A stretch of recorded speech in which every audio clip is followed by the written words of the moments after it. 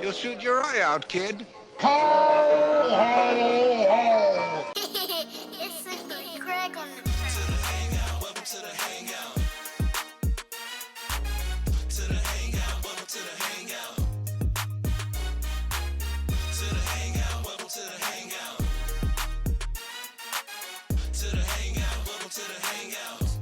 Hey yo, it's me and these dudes doing VR games, moving reviews, infused with whatever topics we choose. If we stop it, we lose, so that's why we keep on dropping the news. And you know us as a crew with the popular views. Includes X and Ray, co-host Bree Millie, SC, and I'm Bryce, so you know we really bringing it live, us 5 in the hive. You liking this vibe? Then hit the thumbs up, like and subscribe. To the hangout, welcome to the hangout. I know you want to go to the hangout, welcome to the hangout.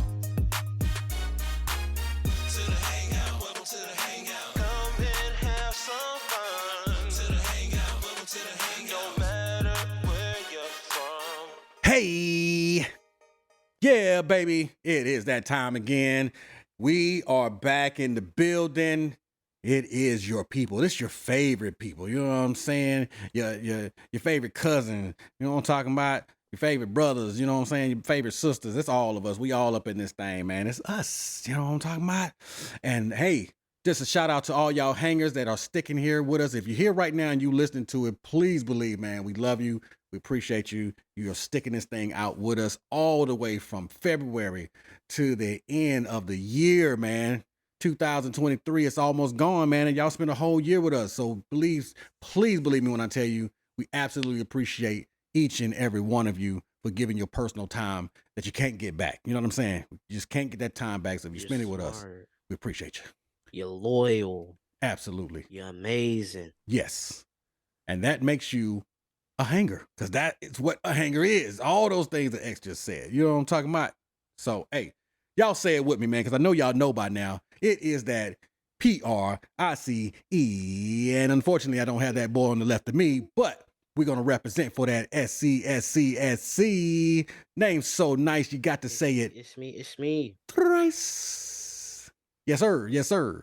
And as my boy would say, who do we have on the other side?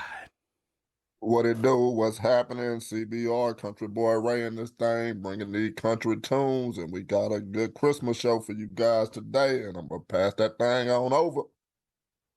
Yowie wowie, ladies and germs. Welcome to another magnificent episode of the Hangout Experience. 'Tis I, your boy, X the Unannounced. You know, happy Halloween, everyone. You know, Merry Halloween.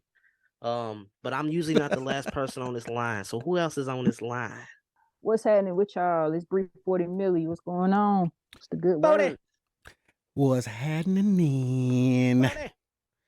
Yes. It's Christmas. It Christmas, y'all. It Christmas.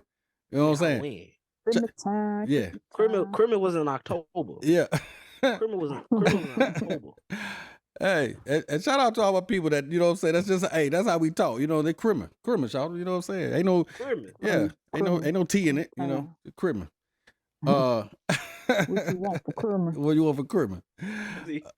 How you spell that? CRIS? Yeah, must, yeah, CRI must, yeah, Christmas, you know what I'm saying, so, hey, that's how we do, baby.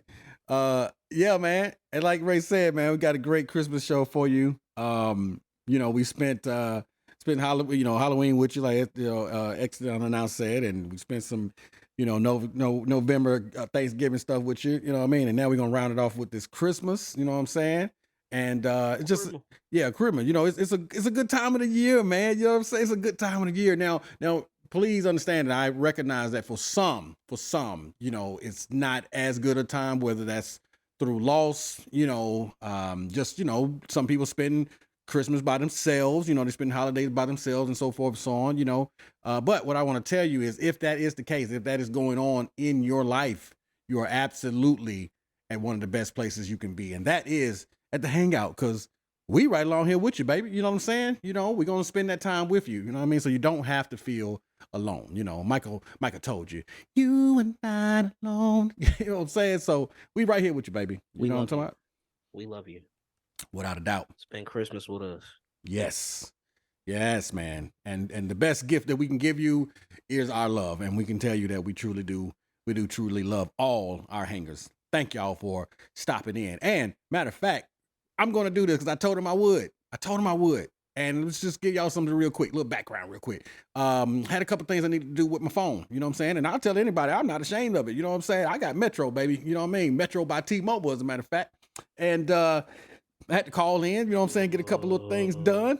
Yes, all right, though. Not part of the master race, baby. So, you know, I'm in this thing and, you know, talking to one of the people and he helping me out, you know what I'm saying? He's a good representative, you know, helping me out with everything. And conversation came up about the podcast and the name of the podcast and so forth and so on. And he literally said that he loved podcasts and he would definitely, you know, check it out.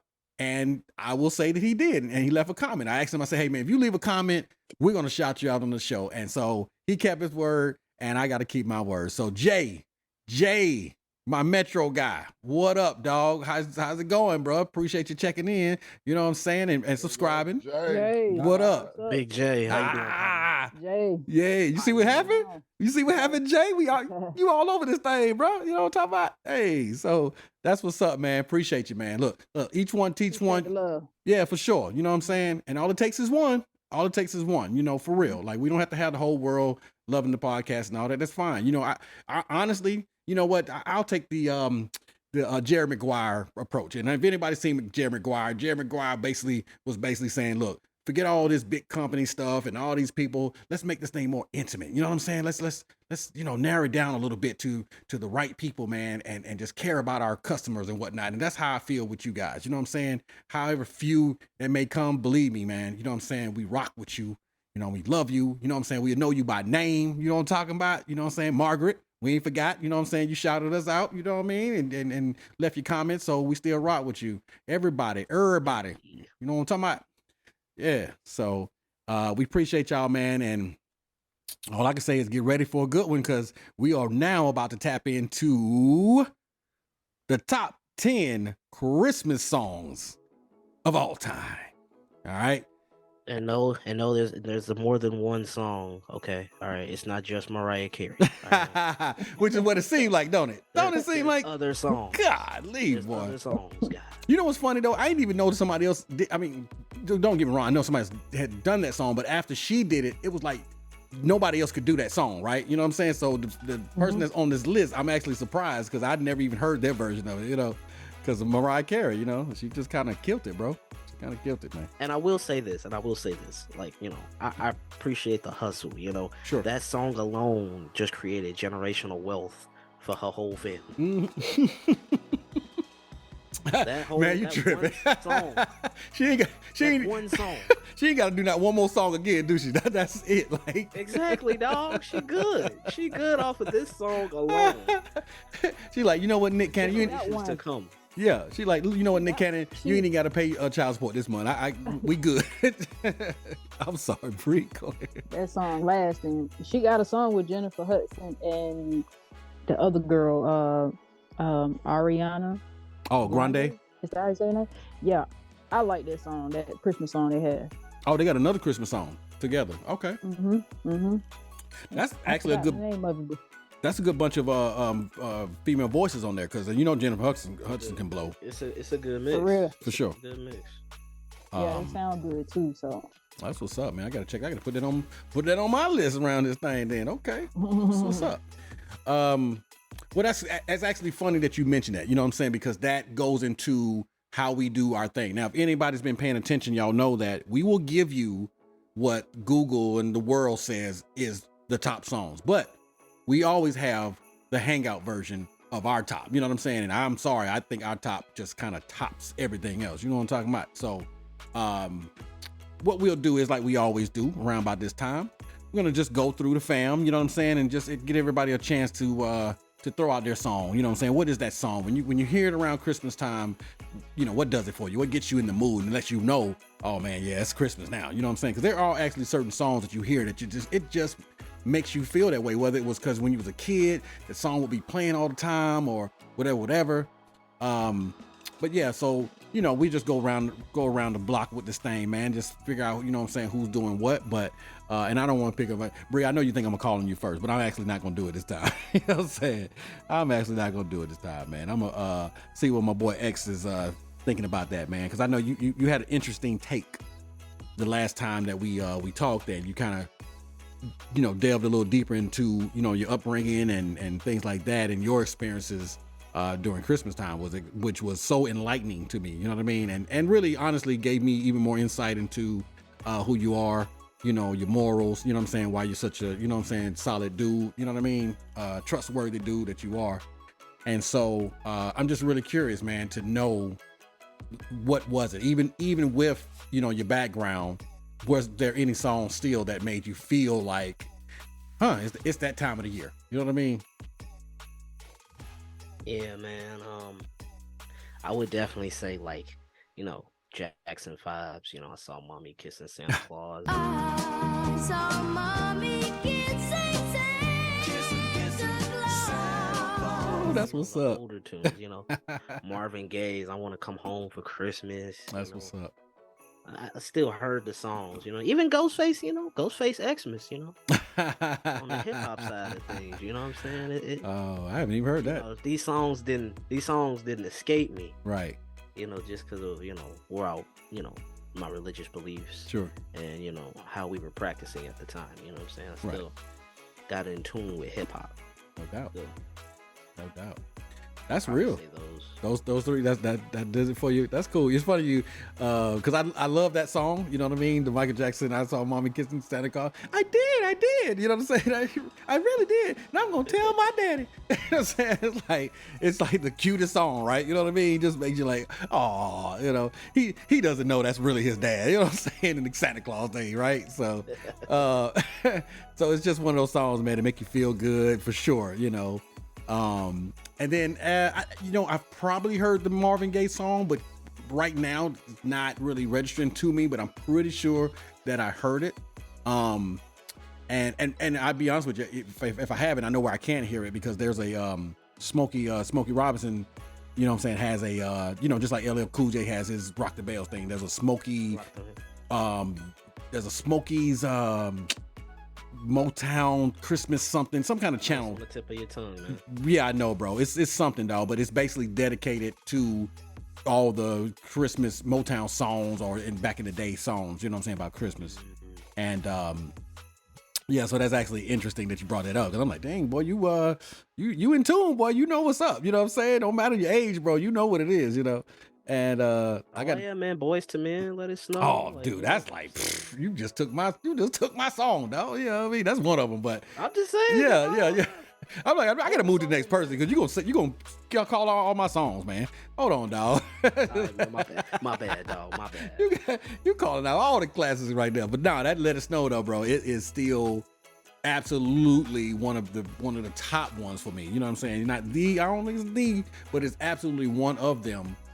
It just makes you feel good as soon as you come on. It got Brian McKnight on there too, and it was like, oh boy, them boys doing it. Singing. Come on, bro. That's that diaphragm soul, man. Oh, yeah. Singing from the gut. Oh yeah, absolutely. And got the harmony, sweet harmony, which you don't really hear that anymore. You know what I'm saying? Like, you don't hear harmony, basically, you know, appreciated or even put out there like that. You know what I'm saying? Like, back in the day, it was like, these are harmony people, like Bone Thugs and Harmony. You know what I'm saying? You know, groups, they harmonize. You know what I'm saying? So you don't really hear that anymore. You know what I mean? You know, and so I just really would love to get back to that time, man, when you hear that, you know, as that was just really good, man. Good times, make you feel good. All right, cool. The make you feel good era. The make you feel good era, dog. Good grief. You know, in the Still of the Night, you know what I'm saying, when they harmonizing and do-wop, you know what I'm saying, everybody, oh my God, come on, yo. So, all right, Ray, CBR, what you got, bro? I know you got some classic stuff, man. Come on with it, dog. Yeah, you know, what I do for Christmas, man, I started off with a little of my music. I always got to play that Christmas in Hollis. Oh, It was December 24th on Hollis Ave at the dark, when I seen a man chilling with his dog at the park. That one right there just get me in the mood. That Snoop Dogg, Santa Claus, go straight to the ghetto. okay. It's another one of my favorites. And we always playing the Temptations Christmas album. Come on, bro. Come on, you know what it is. And then Yeah. you get a little later in the day, I start to play the music for my kids, you know, and this, of course, it's the Jingle Bells and Rudolph the Red-Nosed Reindeer and Frosty the Snowman, you know, Yep. all the stuff that you were seeing growing up. Yep. Absolutely. Classics. That is classic, dog. That is classic. It's funny you say that because that's exactly it, man. They just get a kick out of them. Yeah. Do they sing along with him? Oh, yeah, you know it. Now, okay. Now that's one question. Here's the real question. Do you sing along with them singing along with it? That's it. You know, I can lip sync with them. Little song, man. Little song. You said lip sync with them cold, dog. We all having a good time, though. Oh man. He still feel it in his soul. I'm gonna say I can almost see him sitting there trying to be hard, trying not to He still feel it. try to be hard, try not to, you know what I mean, let it get him. But after a while, it get him. Yeah. Nah, man, that's fun times. That's what's up, man. That's what's up. But it's funny that you got that kind of kind of divide with it, where it's like, all right, Daddy got his stuff, and I'll do mine. You know what I mean? And I know y'all gonna want to do y'all, so let me get Daddy in first. You know what I'm saying? Let me get my stuff in first, and then okay, cool. Y'all gonna have the rest of the day, right?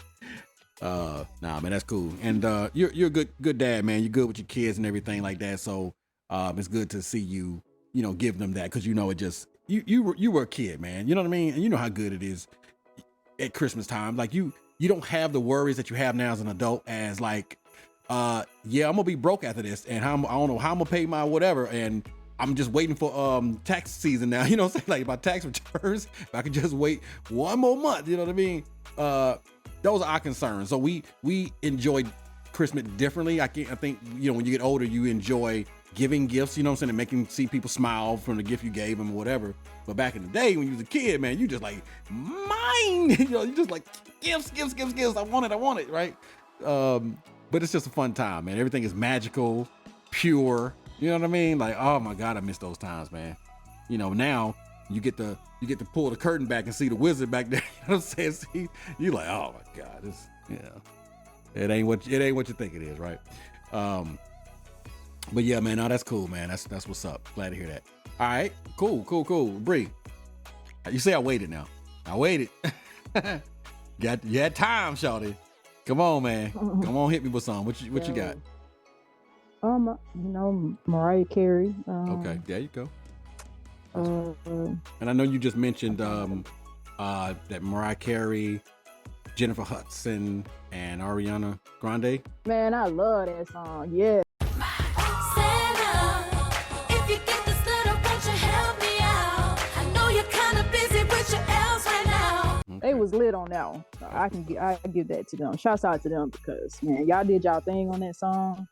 Y'all late to the party. Y'all need to go check that out. I definitely got this. I will after this for sure. All great singers. For sure. So I was wondering, and that's why I just wanted to hear it, because I'm like, ooh, because EXO here killing me, y'all. I'm like, man, he is going down my list right now. You know what I'm saying? So I'm like, I gotta stop this dude, because My bad. I won't even. Nah, man, it's cool. It's I didn't want to look at the list either. right.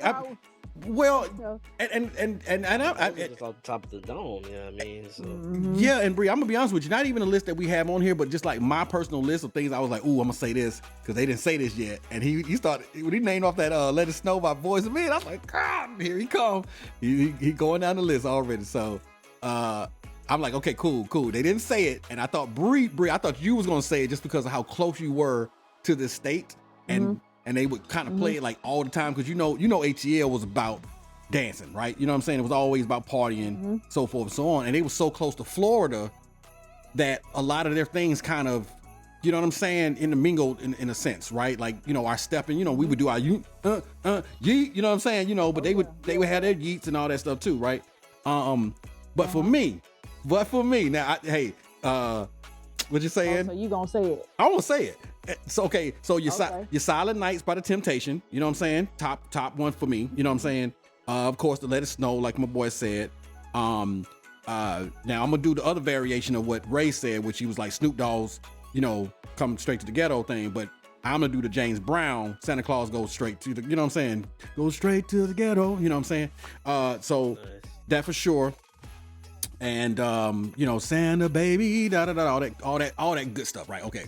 But for me, I'm gonna tell you, man, one that would just give me, I don't know what it was about this song. I don't know the fact that I like to dance and, you know what I mean, move and stuff, whatever. But man, when I hit that 69 Boys, what you wanna get for Christmas? What you gonna get that? Oh, baby, baby. Yeah. What? Come on, yo.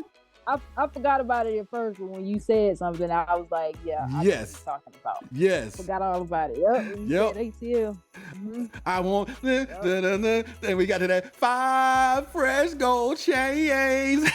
Hey, what? Hey, Come on, shawty. Every time. I'm like, they got down on that, man. That's just a classic yeah, for they me did. forever. Hasn't been nothing like it since. Nothing like that song ever, shawty. And that was what 69 Boys and what was the girls' names? Shoot, man. That part I never knew all the. 'Cause they was never knew pre- all the girls' names. Yeah, they was pre-City Girls. But their name was kind of like similar in a sense. So I just can't even think right now. But yeah, There was a JT and a Young Miami. dude, JT Money. Yeah, man. Poison Clan. All yeah, you couldn't tell me nothing, man. That was. It was used to jam. I mean, we had bass music, you know what I'm saying? You know, before you had the Outkast and all them that was coming with the lyrics, you know what I mean? And then of course you got the T.I.s and everybody else that got lyrical with it. It was dance music, you know what I'm saying? Players ball count? As what? As a Christmas song? Yeah. I think Since you brought up Outkast, does that song count? I don't think it does, though, because they didn't really mention it as much. They mentioned what I'm trying to say, New Year's Eve, basically. You know what I'm saying? You know, they was more focused on the end of the year more than Christmas itself. You know what I mean? So I got you. I kind of don't count it as one, but who knows? Somebody else might be like, nah, shawty, that's definitely Christmas. That Christmas, y'all. I don't know, but You know, I just got me thinking. You know, Die Hard last week, and yeah, we talking about music this week. So you know what I'm saying. So I don't know. for sure. Just thought I'd Oh, ask. definitely a Christmas movie. Without a doubt. Thank you, Ray. I'm gonna stand on that. You know what I'm saying? Yeah, ain't no doubt. It ain't no doubt. I mean, this is what it is, man. Check out our Die Hard episode. You know what I'm saying? To see why we're talking about it like this. for sure. That was a good one too, man. Again, shout out to y'all, man. I had a ball doing that with y'all, man. That was just a fun time. Well, hey, let me plug this in. The TLC song, the Christmas song, Sleigh Ride. Oh, that's right. Gotta plug that in. Yeah, I know that's Gotta a get good in. one. That is a good one. That was a good one. Yeah. They sound fun Yeah, and playful and yeah, man. Yeah. That was It's TLC. I was just gonna say, man, I miss them as a whole. TLC. Hey, Yes. shout out to, you know what I'm saying, Chili, T-Bars. I love y'all, but without Left Eye, man, it's just not the same, Charlie. It's just not the same. R.I.P. Left Eye, man. Lisa They still be Lopez. doing their thing though. You know, I've seen them live on TV. You know, they Mhm. still performing, Mhm. but they still be doing their thing. Yo, yeah, without a doubt. Chili still got it. Like she be dancing. Like Oh yeah, man, she Yes, holding it down still. yeah, still fine. You know, fine as wine. You know what I'm saying? All that, man. Chili's that girl, man. Yeah. But you know, you can feel that element that's missing. You know what I'm saying? Which gave them that edge. Lisa gave them the edge. Now T-Bars had that, you know, that swag and everything, but Lisa gave the edge to the group. You know what I mean? You know, to me, in my opinion, she just had that edge. But yeah, man. So okay, we got ours out. You know what I mean? Everybody they know how we rocking, and I'm pretty sure some people are like, oh yeah, that's my jam. But now that's the Hangouts version, which of course y'all know is the best version. But we're gonna give you what the world is saying, okay? And starting at number 10, Christmas rapping, not RAPPING, but rapping as in wrapping gifts, WRAPPING. The Waitresses, that's the group. The Waitresses, never heard of them. This one I definitely heard of. I think everybody we didn't mention it, but it's all good. What Christmas Means to Me, Stevie Wonder. All right, and the first version of this, All I Want for Christmas Is You, Kelly Clarkson, which, as I was mentioning, I did not know she did a version of this, and I That's probably why I don't know. And we'll find out. Good singer, by the way. Yes, yes, she is. She's a great singer, But ooh, somebody else got another version of this. Let's see. It's the most wonderful time of the year. Andy Williams. It's the most wonderful time of the year. Oh, yeah. Oh, and Don't this know one. those movie shows, the movies. Right. The movie Christmas songs. hit different when you hear them. Don't they though? Yeah, take you about the movie you want to see it. Yeah. Oh man. And this one right here. I know people gonna love this right here. Hey, all my Caucasians, all my Caucasian brothers and sisters, y'all stand up on this one. Here it is. I'm dreaming of a white Christmas. Bing Crosby. Oh man. All right. Number 5. That was number 6. White Christmas. Number 6. Number 5 is White Christmas, yo. yeah. Make you think about Home Alone. That's what it is. It's true. Very true. Yeah. Number 5, which is a good movie too. I mean, shout out to, that's an honorable mention. Even though that's not what we're reviewing. Absolutely a Christmas movie. Absolutely a good movie. Made that boy a star in overnight. He shot the movie, became a star, and then the next month he was hanging with Michael Jackson. You know what I'm saying? You know what I mean? So, boy, That's crazy. that's really crazy. Mhm. All right, number 5, guys, is Christmas Eve, Sarajevo, 1224. I guess that's the whole song, really. Okay, by the Trans-Siberian Orchestra. And from what I'm told, as soon as you hear the song, you will know that you've heard it before. So, okay. All right, number 4, and this is why we were saying what we were saying Earlier. No offense to you, Miss Clarkson. You know what I'm saying? I know you got your show and everything, but I think that when everybody thinks of this song, they think of Mariah Carey. Number 4, All I Want for Christmas Is You. All I want for Christmas. Yep. And sounds like all they want for Christmas is you, Miss Mariah Carey, singing that song. So you got the popular version of that. Number 3, the Christmas song, Merry Christmas to You, Nat King Cole. Yes, sir. Nat King Cole. Okay. All right. This one tripped me out because I'm like, wow, that even made it on the, I thought they was never heard from again. Number 2 is, that's an inside joke. Sorry, Timmy, she got that. Number 2 is Last Christmas by Wham. And if anybody don't know who Wham is, okay, wake me up before you go. That's my boy George Michael, of course, you know what I'm saying, one of the coolest white boys out there, you know what I mean, to me, you know what I'm saying? Timmy's anthem. Yeah, that's man. Yeah, he was he was just a cool dude to me, man, because he had like this 5 o'clock shadow type of beard, you know what I'm saying? That was just perfect, you know what I mean? Like it was just a perfect beard, and just seemed like a good dude, man. Just seemed like he was a cool dude, you know what I mean? All right, here we go. Drum roll, please. And R.I.P. to that boy George Michael, of course, for sure. R.I.P. George Michael, but we got the drum roll for the number 1 song that the world is saying is that song. Christmas Time Is Here by Vince Guaraldi Trio. And this is a Charlie Brown Christmas. So if you ever look at the Charlie Brown specials and whatnot, this more likely is the song that is on that cartoon. Every holiday, the Peanuts was on, man. So, Absolutely. I don't know. You got to get in tune, man. Absolutely, bro. Yeah, no doubt, man. No doubt. So that's it, man. You know what I'm saying? That's the top 10 Christmas songs that the world deems, that's it. You know what I'm saying? That's it. They wrote the book on it. So now the fun begins. All right. So for all my hip hop heads out there, you know what I'm talking about? That was their version or whatever. But of course, best Christmas hip hop, rap, and R&B songs. Now we're just not, we don't have a top 10 for that list, but we have a list of them. So in no particular order. We're not saying one is better than the next, but we're going to do it like this. 3 Kings by Yo Gotti, Fabulous, and DJ Khaled. Another one. Next up, Christmas Rapping, that boy Curtis Blow. Christmas in Hollis. You know what I'm saying? Our boy, CBR mentioned this earlier, so we just to let y'all know how much he's on point. You know, his song made the list. That's Run DMC. Yuletide Throwdown by Blondie featuring Fab Five Freddy. If y'all don't know Fab Five Freddy, that is definitely a hip hop legend. You know what I'm saying? MTV Raps. You know what I mean? The old host. Next song is December by Ariana Grande. All right. Okay. And I think my boy, you know what I'm saying, I always like to, what do you call it, dog?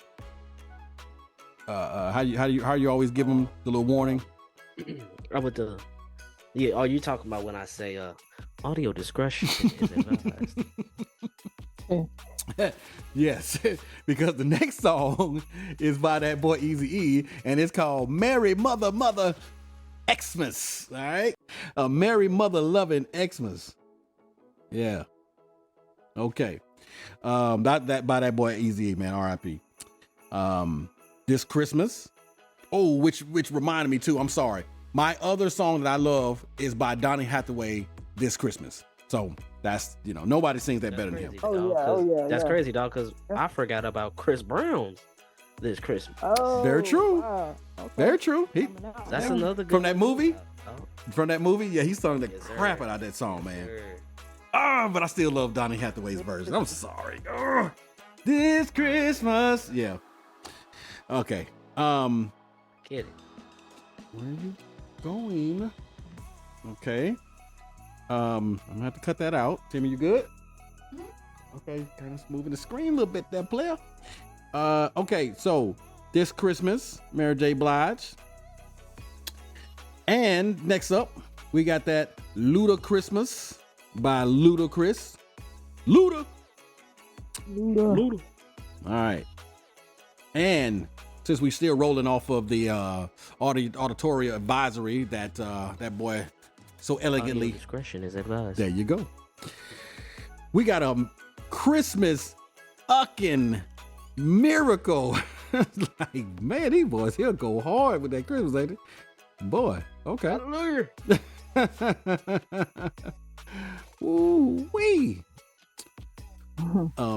Christmas flirking miracle. All right, so by Run the Jewels. Christmas flipping miracle. There you go. There you go. Well, I was just shouting out that that Marvels movie, you know what I'm saying, with the flirkins, you know what I'm saying. Oh, true. Absolutely. Yeah. You're right. You had to bring it back. So that's Run the Jewels. Now, in case y'all don't know, you know what I'm saying, that's their boy Killer Mike, you know what I'm saying, for show, representing. And last but not least, I mean, this boy, hey, let me tell you how on point CBR is. He had two of his songs is on this list, and that song is Santa Claus Goes Straight to the Ghetto by Snoop Dogg. That boy Daz, Trey D, Bad A's, and Nate Dizzog. Yes, sir. Hold You up. can also hear that song in the movie that we're reviewing tonight. Oh, what? Oh, man. You're absolutely right. Come on, bro. I missed it, dog. What? Good catch, dog. Good catch. That's what's up. Well, y'all got the list, and as he just told y'all, you know what I'm saying?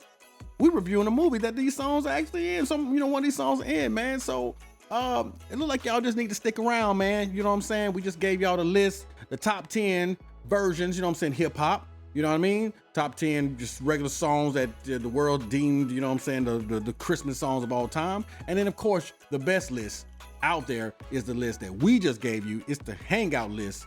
You know what I mean? What are the best Christmas songs, baby? So, The y'all, only list that matters. I'm trying to tell you, man. You know what I mean? So definitely, man, please, as we always tell you, please shout it out in the comments. You know what I'm saying? Let us know what your songs are. If we missed anything that you feel like, oh my God, man, how could y'all miss that song? Please put it in there, man. We want to make sure that we represent. So next year, we can have your song on the list. You know what I'm talking about? And plus, look, matter of fact, when you put it on the comment, just make sure you say, hey, Timmy, write that down. You know what I mean? So, but speaking of which, write that down. speaking of which, I'm sorry, y'all. I can't go on without giving our researcher a chance to just say, what is her song? Timmy, what is your favorite Christmas song? I just put it on the spot. That's the one that's actually on the list? Yeah. That's your favorite? Yeah. The Christmas Eve Sarajevo? Yep. That's your, really? Wow. Okay. Okay. I'm gonna have to go check that song out. I know, right? Yeah, me too. Check it out too. And it's amazing if you go see them live. Okay. So if you see them live and they do it, then you really in for a treat. A Timmy treat. Okay. All right. Well, cool. It's on my list. I'll check it out. And if I don't like it, I'm coming for you. So there you go. If I don't like it, I'm coming for you. You okay. You definitely will have coal in your stocking if it's not. So don't worry. It's all good. Oh man. Good stuff, man. Well, we appreciate y'all. Please hold on, man, because we will be right back after these Timmy treats. Lord, gee, well, you know what? I'm tired of your presence. Dismissed. All right, y'all, and we are back. Man, lots of Timmy treats. Oh my God, man, it's like Christmas all year because I get Timmy treats all year. You know what I'm saying? But just something special about those end of year. What's that, bro? Said, man, I'm full, man. All those Timmy treats, dog. Hey, I know, and we just be throwing it all in their face. And I know what is a Timmy treat? Like, wouldn't you like to know? Hey, man, that's why I keep telling you, man. Season 2, hey, y'all, y'all got to get ready, man. We got a lot of stuff brewing, man. A lot of stuff brewing for you, y'all. That we're gonna put out there, man. So you just might learn what a Timmy treat is pretty soon. But here we go, baby. Here we go. This is it. This is what y'all come for. Y'all come for these reviews. You know what I'm saying? Because y'all know can't nobody do them the way that we do them. And the whole thing is about, man, just sitting around with your people, man, just talking about a good movie that you saw. Hey, man, you remember that Paul Shawty? Oh, man, that's all we do. You know what I'm saying? You know, that's all we do here, man. But we do it our way, and it's so fun, man. And I'm telling you, I love doing it with these people. You know what I'm saying? Because they trip me out. And I promise y'all just do not get the real good stuff, you know what I'm saying? Because for some reason, you know what I'm saying, the funniest stuff always happens offline, of course, you know. But I promise you, man, these people are hilarious, yo. And I think that's just why we gel the way that we do. We have a really good time. So we doing another hood classic, you know what I'm saying? You know, our boy Ray, man, he suggested this, man, that we do these hood classics every now and then. So we got to tap back in, you know what I mean? We got to tap in with our people. All right, you know what I'm saying? And all our people don't always mean same skin tone, you know what I'm saying? But if you from that hood, you know what I'm saying? You know what I'm saying? You know what I'm talking about? You got the ties back in, you know what I'm saying, the day with us like that. Hey, you know what it is, man. You know what I'm saying? You know, these kind of movies just kind of hit home. They hit different, you know what I'm saying? They just really resonate with you a lot better, you know what I'm saying? So because you see things that you grew up seeing, you know, in your hood, you know what I mean? Or you heard about from somebody else's hood or whatever. So when you see them on these movies, like, yo, oh my God, they kick it just like we do. You know what I'm saying? So this is definitely one of those movies. And that movie is Friday After Next. All right. And of course, you know, we kind of all know, everybody kind of know the cast. You know what I'm saying? A lot of people are returning cast from Friday and Next Friday and so forth and so on. So, you know, it was cool to have him come back and have it as a Christmas movie, of course. Now, don't get me wrong. I'm pretty sure everybody would have loved to have Last Friday. You know what I'm saying? And I'm just going to call it that because I'm just going to assume that nothing else makes sense to call that Friday that we've been waiting on that's supposed to have, you know, what's your boy, man? You know, hey, man, Chris Tucker. You know, it would have been great because I'm just going to imagine that would have been Last Friday. I think it would have been perfect, and it would have been great to have, you know, John Witherspoon and everybody, you know, Debo, you know what I'm saying? Definitely RIP to them. It would have been great to have them all in there, but we didn't get that, and it's unfortunate, but we did get Friday After Next. So if you want to say that the Friday trilogy is a complete trilogy, and if this is all we get, it's not bad. You know what I'm saying? It's not a bad way to, you know, end off a trilogy. So, first, playing Craig Jones, we got that writer and, you know, director himself, not of this movie, but he's the director himself. that boy Q. You know what I'm saying? And one of my favorite things to see about the beginning of this movie is his production company right there. You know, Cube Vision. You know what I'm saying? You know, the boy came in as Doughboy, okay, on John Singleton's movie Boys in the Hood. All right, and now he's a producer, he's a writer, he's a director. You know what I mean? He's doing his thing, man. You know, he's you know, highlighting these talents. And I think from what he said, that what he would do was he would look at, like, you know, Def Jam or, you know, other Comedy Central and, you know, all these things here and see these talents, you know what I'm saying, that nobody really knows, and he takes them and put them in this movie. And of course they blowing up, you know what I'm saying? You know, so I don't think he takes credit for discovering people per se, but I know he should have credit for putting them in a light, you know what I'm saying, a spotlight for them really to get their shine on, you know what I'm saying? Because they basically all just kind of blew up after these movies. I had never even heard of Cat Williams first before I, you know, saw this movie. So definitely shout out to Q, man, for doing what he did and creating an avenue for people to get their shine on. So, and we know Mike Epps playing Day-Day and the old man in this movie, you know what I'm saying? He brought him back, you know. John Spoon, you know, Witherspoon, of course, you know, they call him Spoon, you know what I'm saying, out in the industry, but playing that Willie Jones, you know what I'm saying, Mr. Bang, Bang, Bang, Bang himself, you know, Don D.C. Curry coming back, you know what I mean, from next Friday, playing Uncle Elroy, all right, and like I said, you know what I'm saying, that boy Cat Williams, man, you know what I mean, doing his thing. I mean, as far as all the movies had that character, that antagonist or whatever, that guy that stood out, you know what I'm saying? It was Debo, you know what I'm saying? In the first one, of course, right? You know, in the second one, you know what I mean? It was Joker, you know what I mean? And the introduction to Mike Epps, Day-Day, you know what I'm saying? And in this one, for me, you know, the scene stealers, of course, was Cat Williams and Terry Crews for me. You know what I'm saying? The boys came in, they are new additions to the series, and they did their thing, man. You know what I'm saying? They definitely, you know, were standout characters. Of course, Clifton Powell, you know what I'm saying, you know, playing Pinky. He coming back from next Friday. Like I said, Terry Crews playing Damon, you know. And another standout, of course, you know what I'm saying, Ricky Smiley, man. You know what I'm saying, which, you know, of course, no one even really knew it was him until toward the end when he took the, you know what I'm saying, the little scarf off or whatever. But, you know, he definitely did his thing as the robbing Santa Claus, you know what I mean? So that's just some of those names that, you know, just kind of stood out in the movie, really just made the movie. Of course, there's a lot of people in there, but those are just those standouts that definitely wanted to put out there for everybody. You know what I'm saying? So what I'm gonna do right now, turn it over to my boy CBR. You know what I'm saying? And just, you know, see if he can just let us know, man, what is this movie truly about, bro? Cousins Craig and Day-Day back in their old neighborhood where it all begun. It's Christmas time in the ghetto. Santa Claus breaks into their rundown apartment, stealing all their presents along with anything else he can stuff in his sack, including the rent money hidden in the stereo speakers.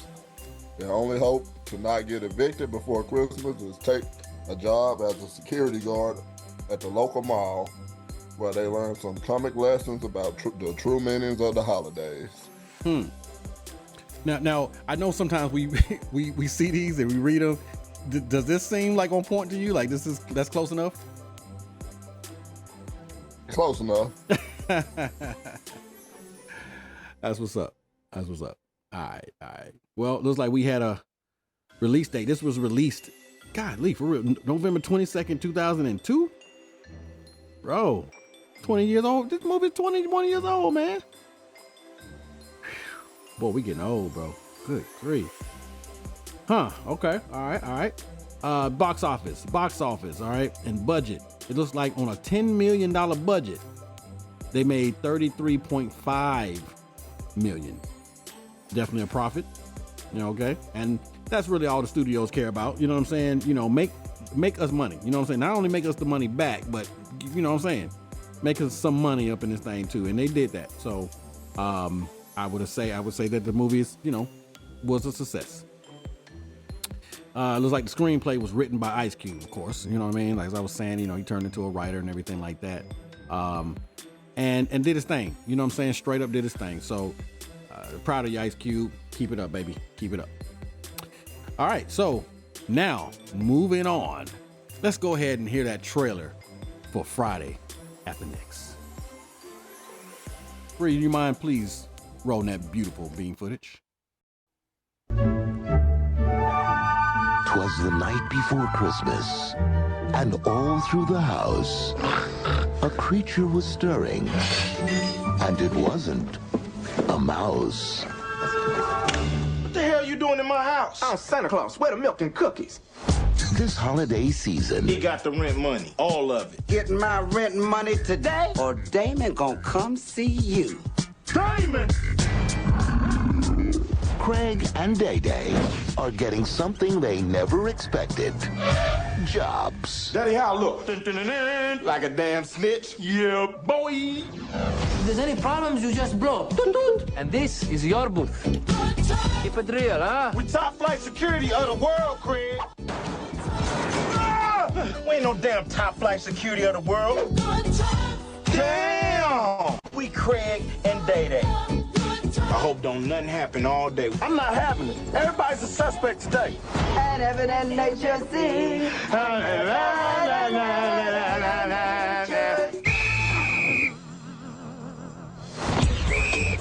Day Day, you tripping. Don't hate, appreciate. You better watch out. Oh! And I'm gonna let you know it ain't your booty, it's your beauty. You better not cry. I can't breathe. That's what I'm He can't breathe. You better not shout. That was like the Matrix. Somebody getting tossed tonight. We're telling you why. Come on out of here. I'm taking care of business in here. I'm like the governor. Friday is coming to town.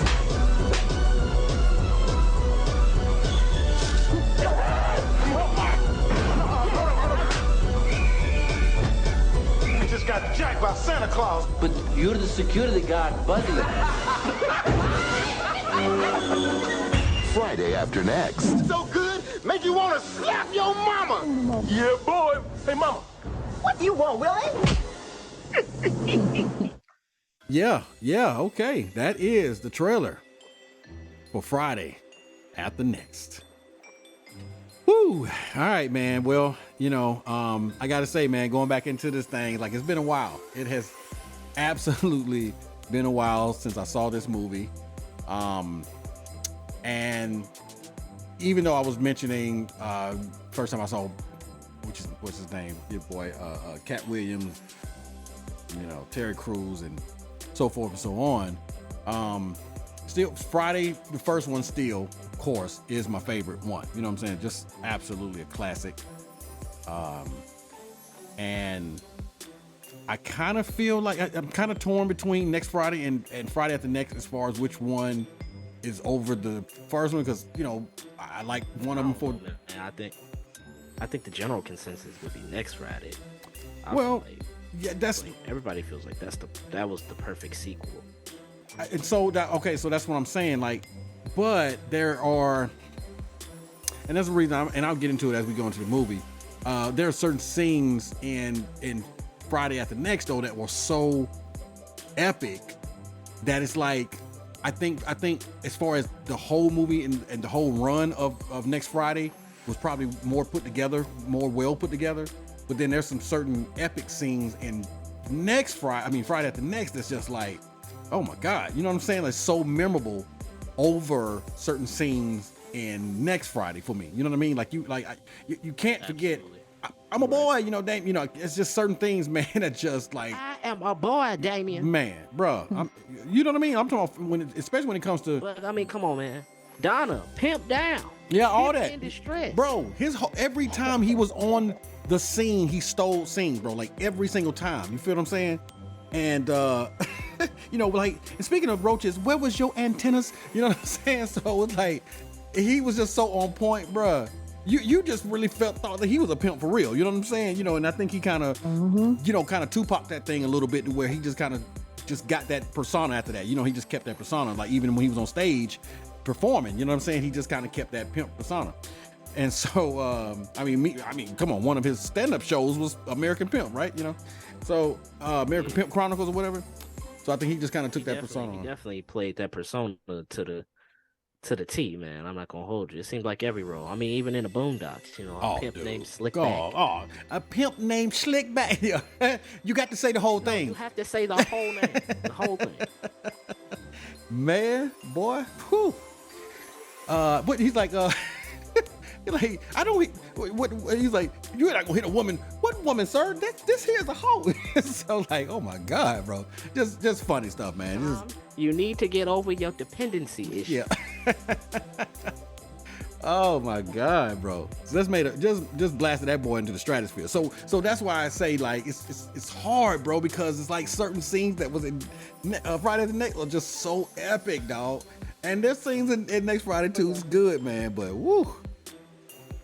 Oh my God, as far as scale wise, you know what I'm saying? So it's a toss up, but it is absolutely a great follow up, you know what I'm saying? Especially when you realize, oh, Chris Tucker not gonna be in it. So when you first heard Chris Tucker wasn't gonna be in it, you already thinking, oh, this gonna be doomed. You know what I'm saying?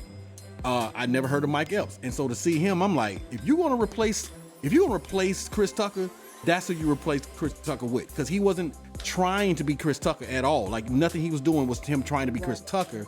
He literally made his own lane. He became Day Day. You know what I'm saying? And I think people just took to him so quickly. They was like, Chris Tucker who? You know what I'm saying? Like you kind of didn't miss him after that. You know what I mean? You know. So yeah, man. So but that's a good point though, bro. I think for me, because of the epic scenes, there's certain parts of Friday After Next that makes it better than Next Friday. But as in a whole, just as far as a solid sequel, then yes, absolutely Next Friday. You know what I'm saying? For sure. But yeah, man. So I mean, jumping into this thing, you know, as they say in the overview, and as Ray says, you know, they got it close enough. We basically start off. I mean, right? They don't waste no time. They get right to it, showing you know, the ghetto Santa Claus. You know what I'm saying? As we know, this played by my boy Ricky Smiley. Okay. And you know, he's doing his thing, man, climbing through people's windows, doing what happens at Christmas time in the hood. You know what I'm saying? I actually remember what'd you say, Bree? Eating a big sandwich. Right, yeah. You eating that big old sandwich. Yeah. The funny part about it is, you know, I told you before, you know what I'm saying? You know, I live right on Bankhead, you know what I'm saying? Like right off Bankhead, I would say, you know, Kings Grant at one point in time. Shout out to Kings Grant, you know what I'm saying? Stayed right across the street from Bourne Homes, right? My dad got his car broken into, okay, and radio stolen on Christmas Eve. Say what? You know what I'm saying? Like it was a real thing. So I truly resonated with that movie, as in somebody stealing your stuff. You know what I'm saying? In a time like that, like what? Oh yeah. Really? Like come on, man. Seriously? Like I remember he was so pissed too, man. He was so pissed that next day.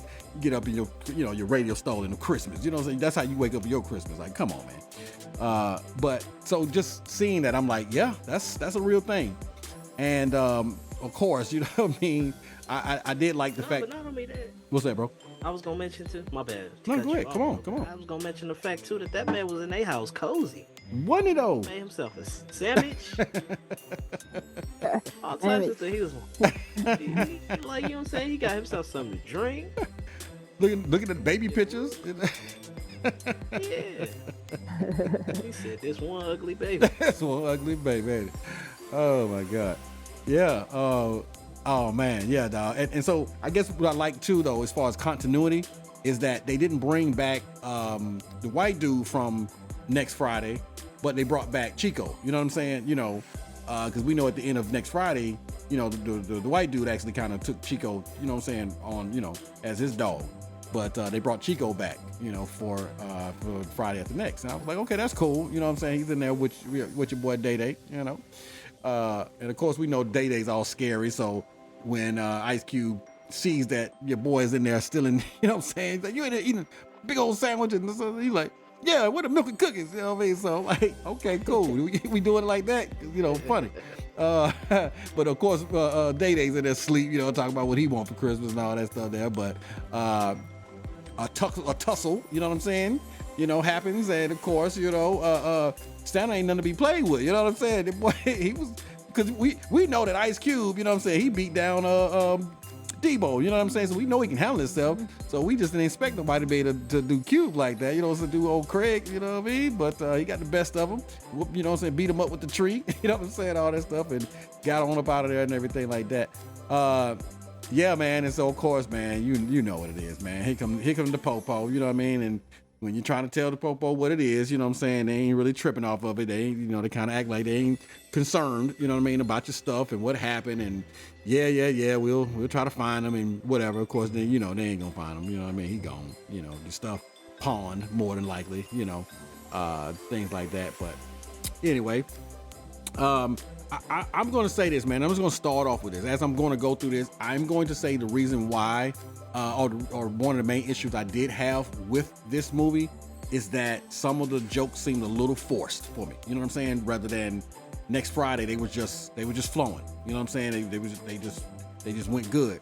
And I think some of them on here felt a little forced. You know what I mean? Because they was like, you know what I mean? Like they was kind of forced laugh. Like you're gonna kind of laugh a little bit, kind of chuckle maybe or whatever. But it wasn't just like, oh man, they tripping. Like it was on Friday and next Friday. So for that right there, X I think is that argument for me of why I'm kind of between which one is my favorite. But it would be next Friday simply because there are just certain parts in the movie that I felt like, yeah, they kind of missed that, you know, kind of dropped the ball a little bit with that joke. You know what I'm saying? So, but you know, and I think that's kind of what it was for the cop part with me. You know what I mean? Like I could have actually done without the cops. You know what I'm saying? To be honest with you, because they weren't all that funny for me. You know, with the one cop trying to, you know, lick on the tree. You know what I'm saying, on the plant and all that. And I'm like, come on, man. You know, that's a little far fetched. You know what I mean? Like you know, cops ain't gonna really be acting like that. You know what I'm saying? You know, so that was kind of like, all right. But you know, it did kind of set them up as those dumb cops already. So, you know what I mean? So certain things that did happen in the movie, you kind of, I guess, expected because you just didn't take them all that seriously anyway, right? But yeah, so I guess for the forced humor, I didn't like that part right there. But of course, Cat, you know what I'm saying, Terry Crews, they came on, you know, they was doing their thing. And Day, you know what I'm saying? Day's doing his thing, of course, you know what I'm saying? Like, you know, man, we got to get that money, man. I got a couple girls come up, man. You know what I'm saying? They talking about they going to do this. I ain't never had that before, you know what I'm saying? So I'm like, hey, that just kills me, man. That part is hilarious to me, you know what I'm saying? 'Cause that was just some real stuff. I know I got homies like that, you know what I'm saying? I got people like that I grew up with, you know what I'm saying? Talk like that, you know what I mean? And they ain't got to say the whole word, but when they like, you know what I'm saying? I'm trying to, you know, I'm like, you already know, you know what I'm saying? I speak that language, so I know exactly what they say, you know what I mean? So that part just gets me every single time, man. But we do know now that, of course, they got to come up with that rent money. Miss Pearly downstairs, you know what I'm saying? You know, I thought that was real because there is that lady that walks around in her house dress, house coat, something, whatever that is, kind of all day, you know what I mean? And you know, kind of looking like that. She took a liking to Willie though. I know that much. She loved him. You know, sweet. Liking to Willie. Yeah, she loved us some Willie, man. You know, tell your daddy. I said, and I'm like, what? Oh. But I believe they were behind to the point where, you know, she was about to kick them out. Yep. Yeah, they was behind on rent. Yeah, they was behind on rent. They've been ducking and dodging for a couple weeks, you know what I'm saying? But they had just got the jobs, you know what I'm saying? So they were gonna work on getting her the money. Yep, absolutely. Which I thought that was strange though, because you know, until they said it at first, he was like, oh hey, you're gonna ask him for that advance, you know what I'm saying? And I'm like, I don't know how too many jobs gonna give you that first day started, you know what I'm saying? Like your first day, you don't even know if you're gonna make it the whole day. I don't give you an advance. You ain't even made it your first day yet, you know. The biggest issue, why was the money under the tree with a speaker? Under the speaker anyway, right, bro? You would think like it could have been I just feel like it could have been a way better hiding. Dude, personally. Telling you, man, that money would have been in my room somewhere. I was just gonna say, bro. Under the mattress. Under Craig. Right. Like, we're not in Day Day's room, but Craig's room. You know what I'm saying? Like, you know, you got a fighting chance if it's under his bed. You know what I mean? But good grief, man. Yeah. If you ain't got that rent money, what's gonna happen? Yeah. Very true. What she say? What she say was gonna happen? Your boy Damon, which is Gonna be tossing Right. some salad. Nice. He's like, you like that your son is gay? Like, what? So it just tripped me out. She like putting a son on him. Like, what the? I'm gonna send my boy after you. That's messed Y'all don't want to see him. Yeah. And it's true. They did messed not up. want. They did not want to see him at all whatsoever. Yeah, because if you've been in jail a couple times, you get a little. That's it. You know. Craig and David. Triple OG. Just the two people. Triple OG. Last night. Now, if you gotta have a replacement, Ducking my mama. yeah. If you gotta have a replacement for Debo, as far as somebody who's menacing, there you go. Yeah. Right? You know what I'm saying? Mm-hmm. It was my first time seeing Terry Crews. I'm like, hey, who's this dude? You know what I'm saying? This dude, yeah, boy, he ripped. You know what I'm saying? Ripped like a bug, right? And But that's messed up for her to want to put him on her own one like that. Like, dang, that's hard. But she know her son though. You know what I'm saying? She know her son. Yeah. She know what he getting to, even though he trying to hide when she go walk out the room, out the house, or whatever. But Dang. but yeah, that part was funny. You know what I'm saying? Because Ice Cube hadn't had a real adversary since the first movie, right? Because we know in the second movie, I mean, he had the Hispanic dudes, but none of them was like really menacing or an adversary for him like Debo was, right? And even though Debo was trying to come back or whatever, you know what I'm saying, for the rematch, it didn't hit the same as it did in the first movie. So to have Terry Crews come in, you like, whoa, this is somebody who actually seemed menacing, because Craig is, he's acting a little afraid of him, right? You know what I'm saying? And I guess one of my favorite parts in that little scene is, Day like, I can't breathe, and he's like, he can't breathe. You know what I'm saying? Why he can't breathe at the same time. But just good stuff, man. Good stuff, dog. That was a good little intro for him. Yeah. Oh yeah.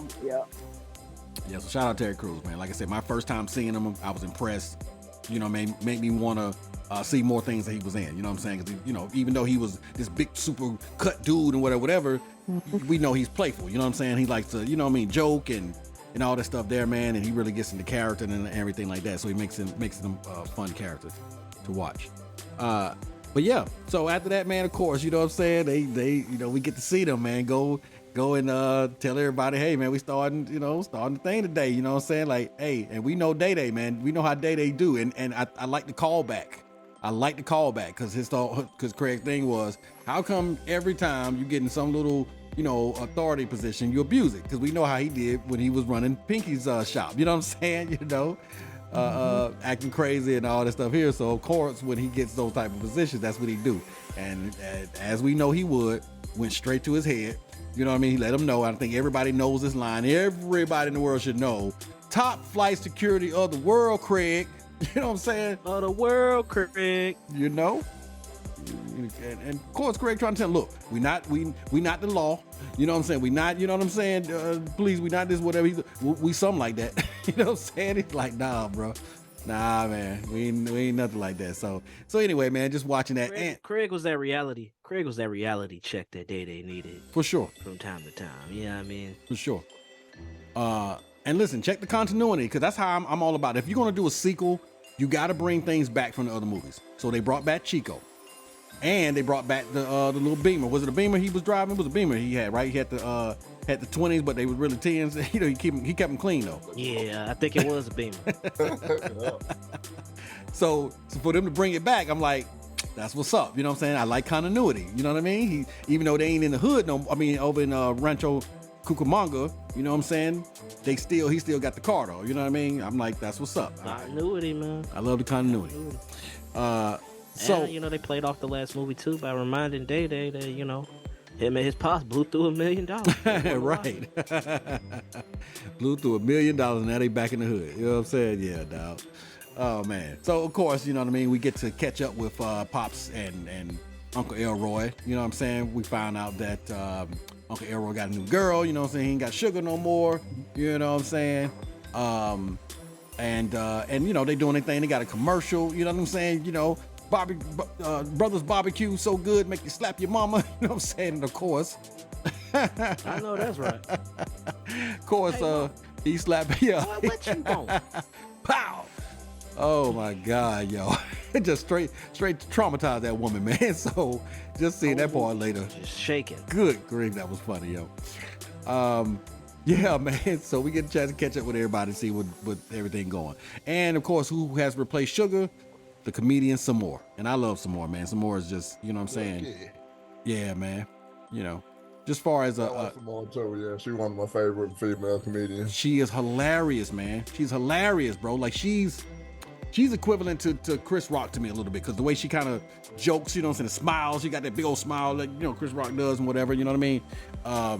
Yeah, bro, she really played it. And she's just a you know, a very nice looking sister, you know what I'm saying, as far as short haircut, you know what I mean? She, you know, pretty smile and everything like that. Yeah, she's definitely a queen for sure. Yeah, man, so all right, cool. And again, just another example of Ice Cube doing what he does. You know what I'm saying? You know, he goes to get these comedians and he lets them come and do their thing. Because I mean, it's one thing to stand on stage and you know, tell jokes, but it's another thing to actually be able to act. You see what I'm saying? You know, and I think they all did well.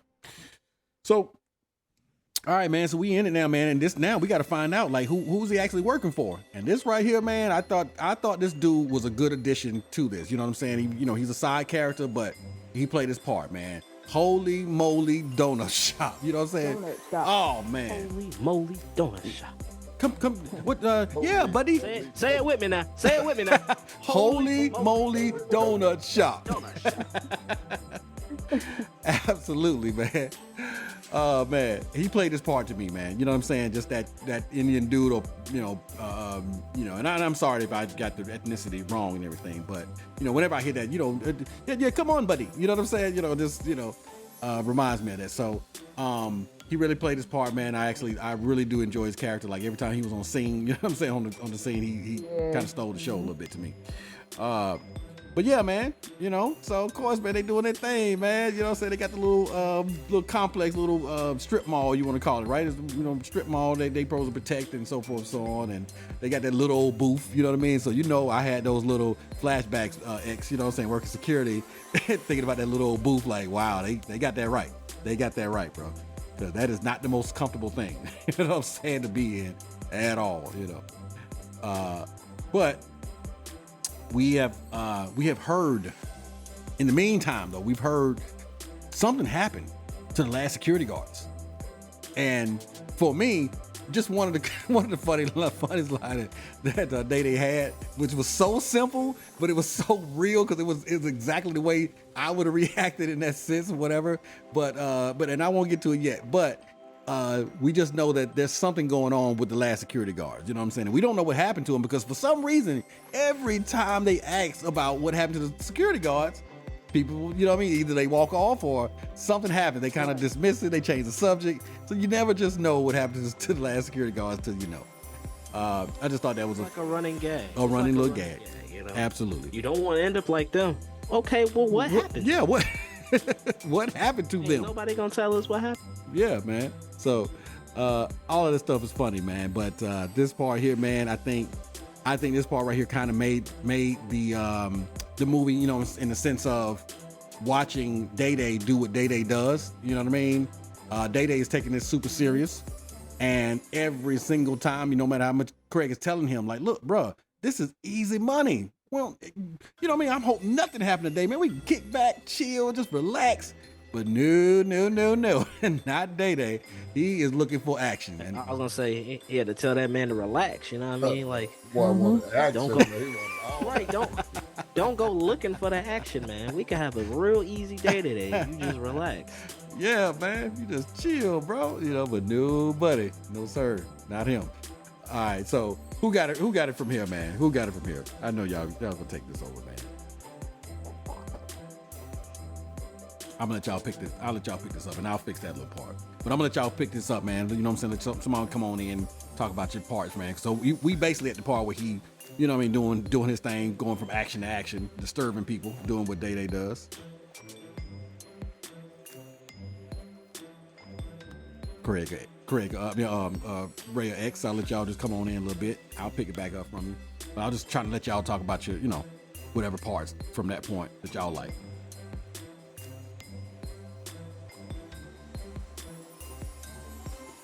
All Yeah, super quiet. Y'all good? Y'all got stage fright on me?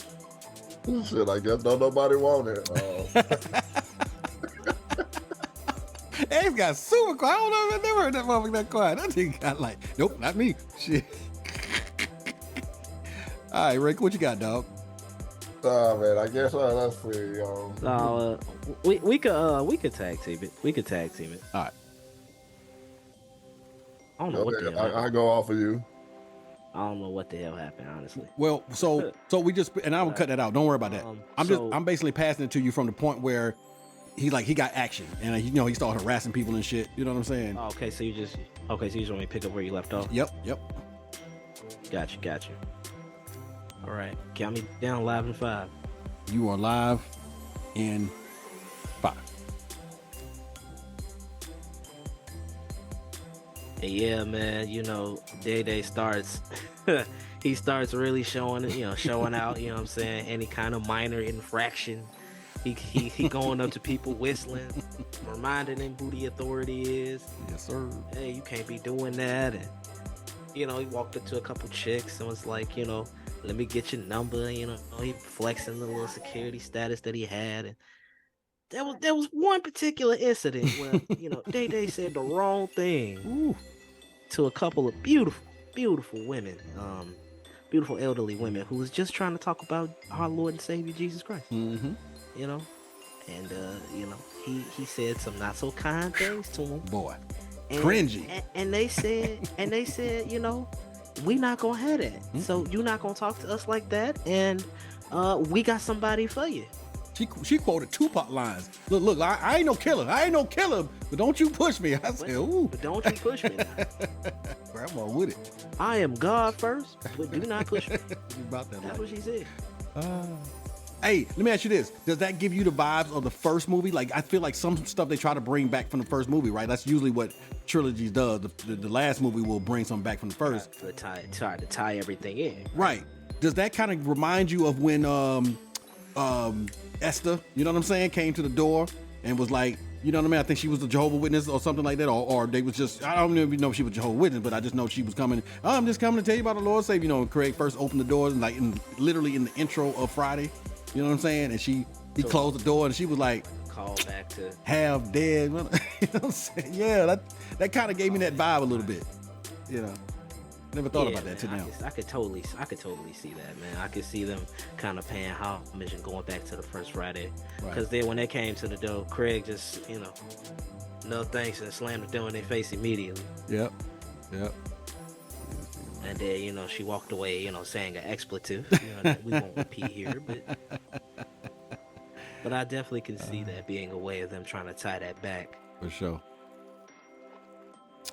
That's what's up, man. So then, once we get to, after we pass that part, we get to a little later in the shift, and there's this couple that gets off the bus. You know what I'm saying? They checking out the strip mall as if, they're casing the place, they're about to rob it. So, they walk inside of, Cat Williams' character, his shop. You know what I'm saying?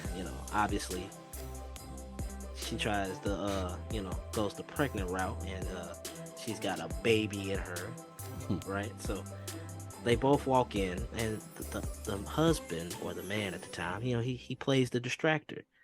Like, he's having some type of convulsions, and it's a distraction or something, and then she tries to, steal the clothes, stuff it under her, because she's already quote unquote pregnant, right. You know what I mean? So she's got the belly and everything, so she's stuffing clothes in there, and they trying to get away.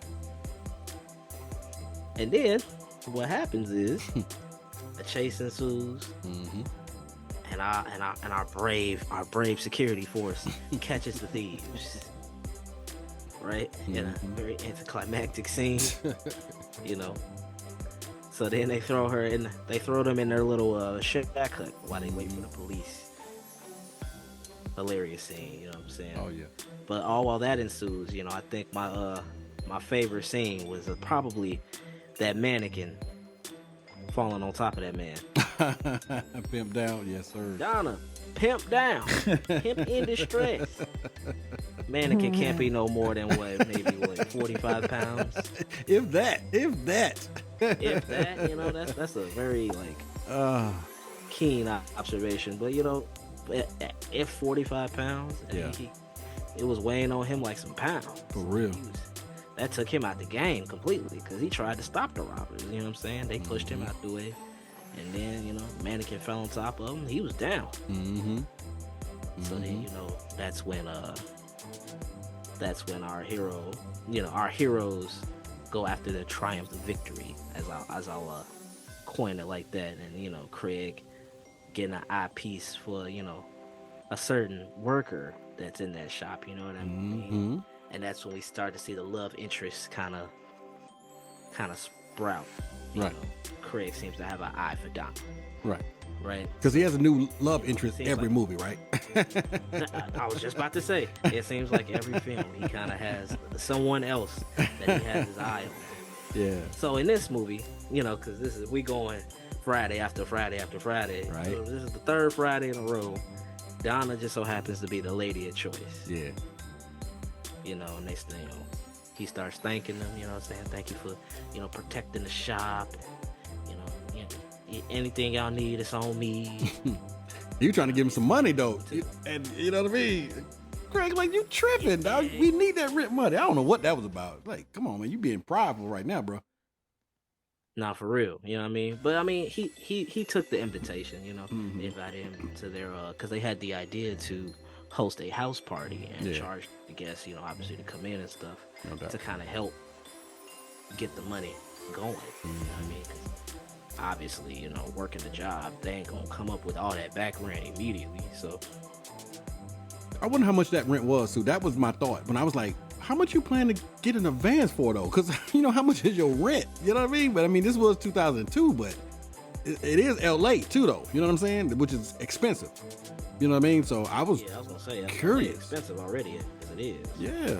How much is your rent, bro? Like $50 or something? Like, good grief. I don't know, man, but they had me nervous the way they were kind of, hounding them down for it. You know what I mean? Yeah. Like, they were being hounded, you know what I mean? So it feels like they owed a lot more than maybe just a few measly $100. Yeah. You think they owed them like at least $1,000 plus. For real. Yeah, and your boy, you tripped me out when you're talking about the couple that was trying to steal and everything. He read it, boy. Your boy come out there with that little switchblade or little razor or something or whatever. He ready. Boy. Boy, he ready to give him Cut me, I'm gonna sue you.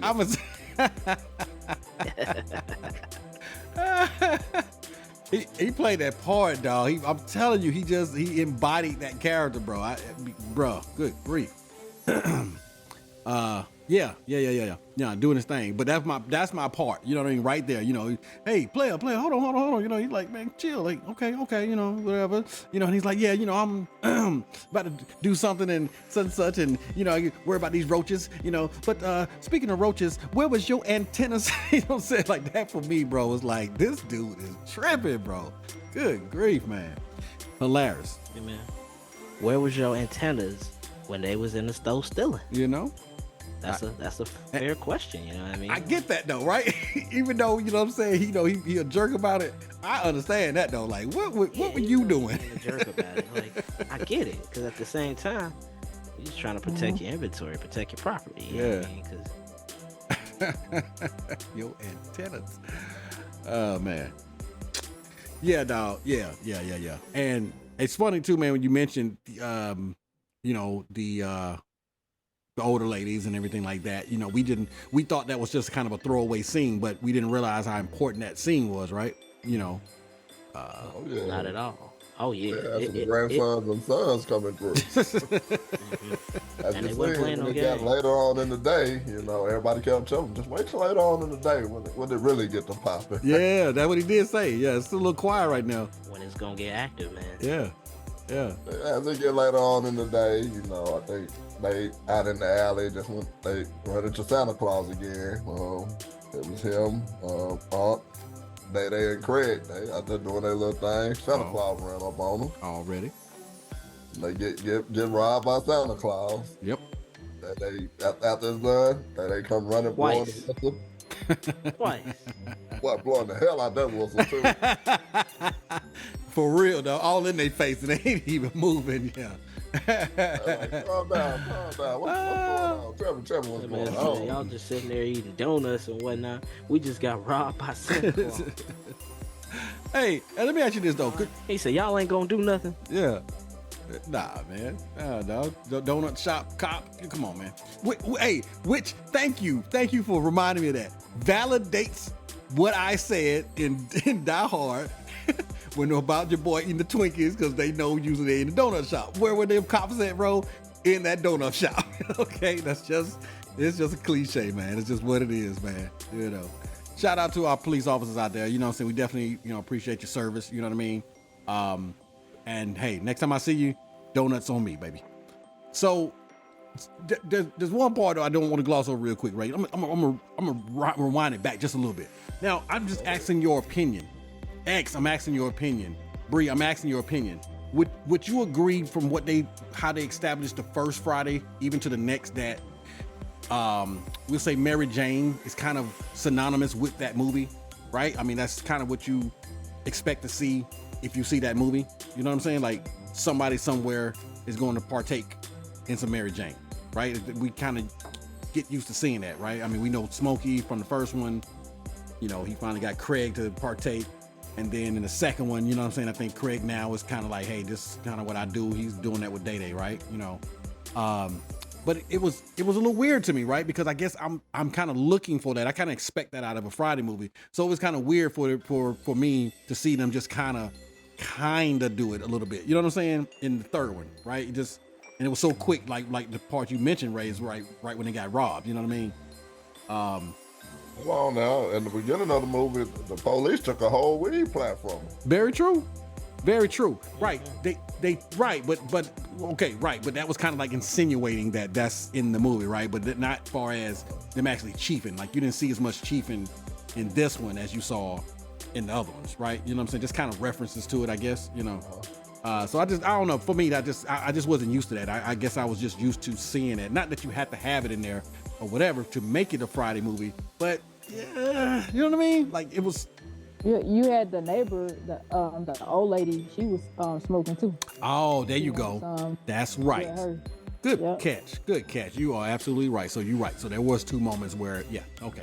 And then they were in the at work. Day Day and the other guy. Remember they were smoking at the job. No, that's part 2. Yeah, that's next Friday in the record store. Oh, okay. Oh, my bad, y'all. You feel what I'm saying? And so that's why I felt like it was more in those 2 movies than it was in this one. You know what I'm saying? Like, okay. But you're right though. I mean, they had the scene with the older lady. I forgot about that. The older lady. Yeah. So, absolutely, you're right.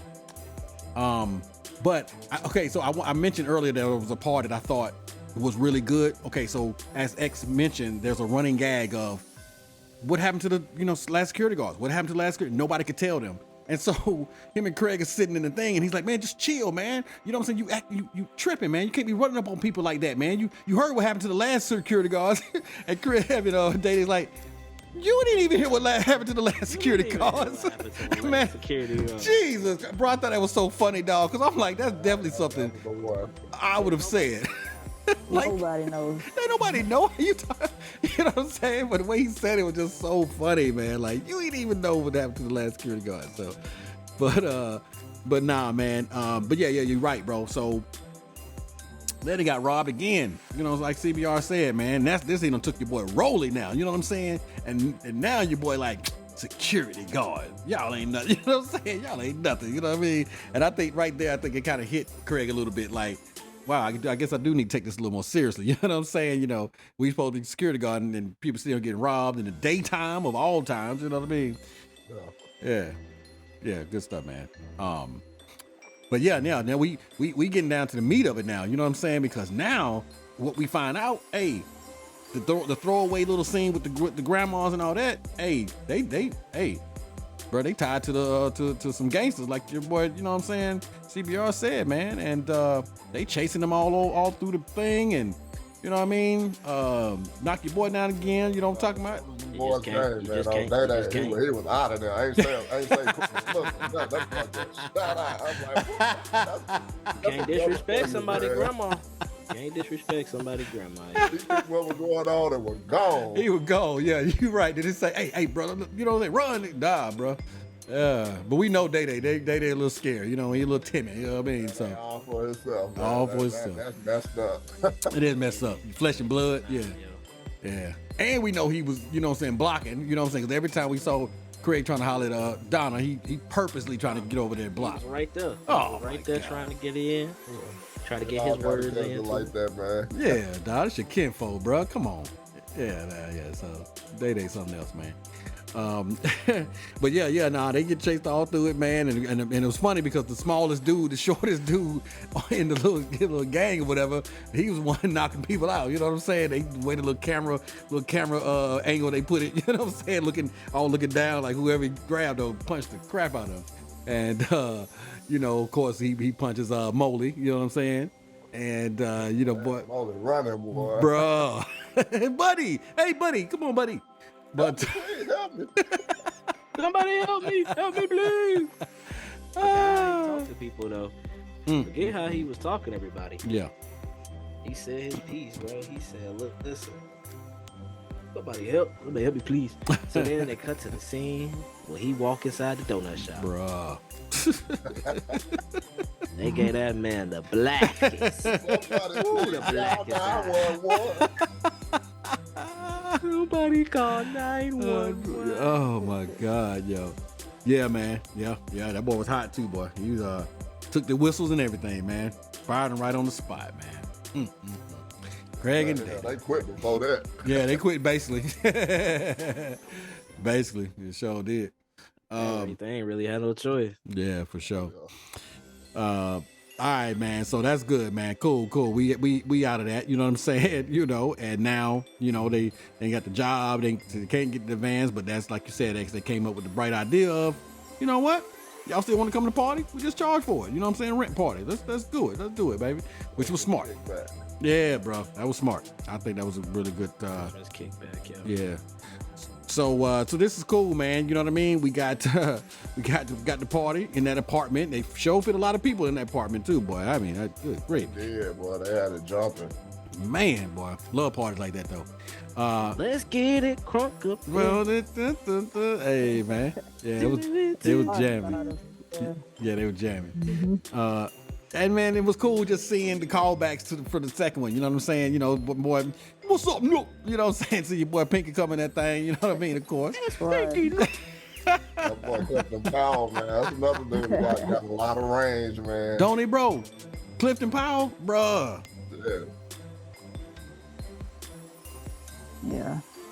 You know, I think one of my favorite Clifton Powell movies has to be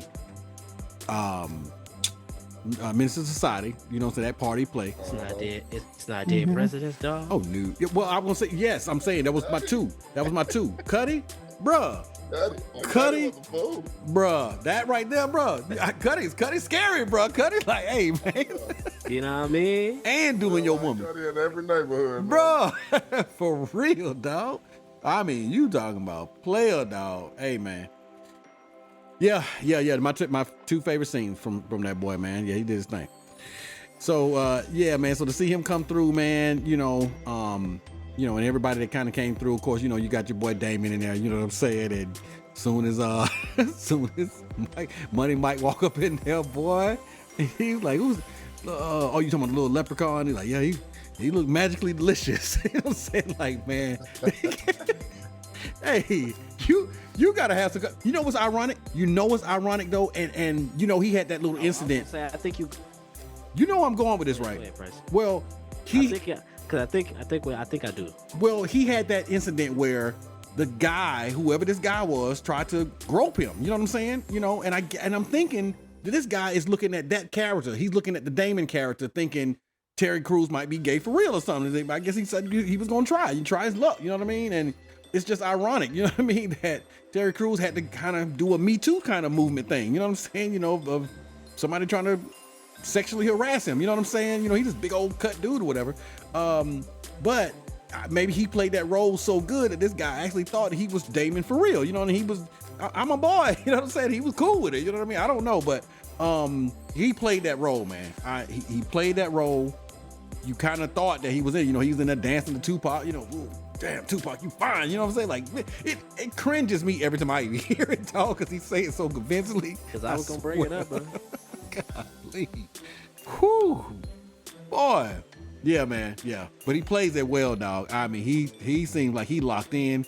You know, Ice Cube talking about, yeah, man, you know, it's all these guns, and he's like, man, these little tacky ass, I ain't thinking about none of that. But boy, when Money Mike walk in there, boy, ooh wee. Hey, bro, ain't nothing like no fresh fish on the line, dog. You know what I'm saying? A little hooky, ain't nothing like it, bro.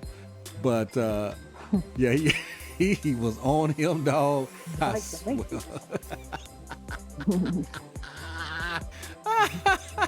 he was on him, bro. He you know, gave him dab. He pulled like, I mean, what he say? I was what he said, dislocated my shoulder. He said, good God. Right. Oh my God, man. He was on him, bro, so hard. It was just hilarious, man. But when he caught him in that bathroom, hey, hold up now. Then they're working with a monster. He'll say like just a lot. Got caught with his pants down. With his pants, like who pees like that, bro? Like that, man. He was asking for it, dog. Like who pees like that, bro? Come on, dog. Like you tripping. Jeez, man. Not gonna make it up out of there. No. Oh my God, man. Hilarious. But of course, in the meantime, Awful position. you know, in the meantime of all that, they occupied in the bathroom. Your boy, you know, who always got to use the bathroom in every movie, Willie Jones, you know what I'm saying, old Pops, you know, he got to use the bathroom. Hey, you know, Miss Pearly. 45 minutes, dog. Hey, got to do it. You know, Miss Pearly got that, you know, she got a bathroom down there, you know what I'm saying? So, of course, he goes down there. So, with so many things happening in the scene, of course, you know, he finally gets Donna to come in the room with him for a minute, you know what I'm saying? And like I said, your boy Day, you know what I mean? And they're hating hard, boy. You know, busting the room, got no lock on the door. On this door, man. Bruh, come on, dog. No lock on the door at all. Come on, man. You could have put a chair under the thing or something, dog. Like, I'm telling you, makeshift lock. All right. Absolutely, man. But, I mean, if you ain't want it to be locked, you know, it ain't locked. Hey. I don't think they be thinking about that, you know what I mean? Yeah. I feel like they had other concerns, you know, they weren't thinking about it. Yeah, he just trying to get in, huh? He almost was in too, you know what I mean? Like, yeah, she was ready, actually. But yeah, man, it was so much stuff going on in that scene. I mean, that little time, it was a trip. But yeah, man. Oh my God, man. Come on with it, dog. What you got? So after, you know, Big Willie has his little moment, you know what I'm saying? We flash forward, you know. Audio discretion is advised, y'all, because you just have to see the movie, because like you can see the scenes visually, all right? So, you know, you can see her not fiending for Willie, but wanting to get a little taste of Willie. Just a little taste. So we go from that. We go back upstairs. You know, everybody's favorite pimp, Money Mike. He step in that bathroom. You know what I mean? Mm-hmm. You know, Craig walks up to Damon, says, "What's going on, Triple OG, Double OG? I see that look in your eye." Mm-hmm. He said, "You know, I got me one. I fresh fish. I see my target. Yes, sir. My fresh fish." He follows that man into the bathroom. And what was probably the funniest scene in the whole movie. He's occupied. Working with a monster. Occupado. Working with a monster. Working with a monster. Working with a monster.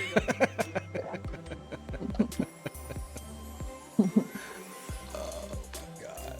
That man, I think he strips off the shirt. Phone books. Basically, lets that man know. Do this the easy way, we could do it the hard way. What phone is this? Phone books?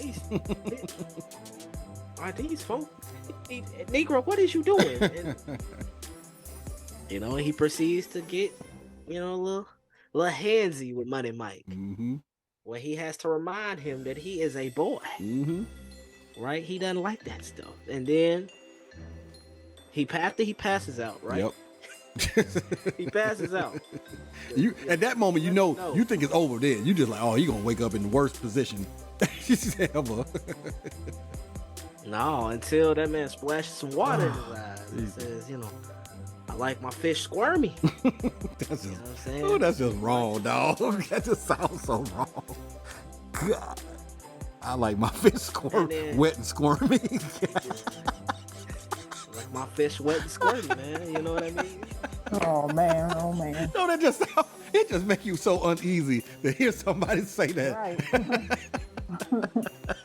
That's what you was talking about, man. How he just played the role to the T, man. Boy. Oh, Jesus. He ain't have to convince me, man. I was sold. Yeah, I was sold too, dog. Like, he I was sold. he about to do this, man. boy. He acted his behind, though. So after he splashes Money Mike with water, wakes him up. You know, he tries to get down to business. Money Mike, well, he finds some pliers, back of the toilet. Gives him the clamps. Boy. Give him the clamp. Yeah.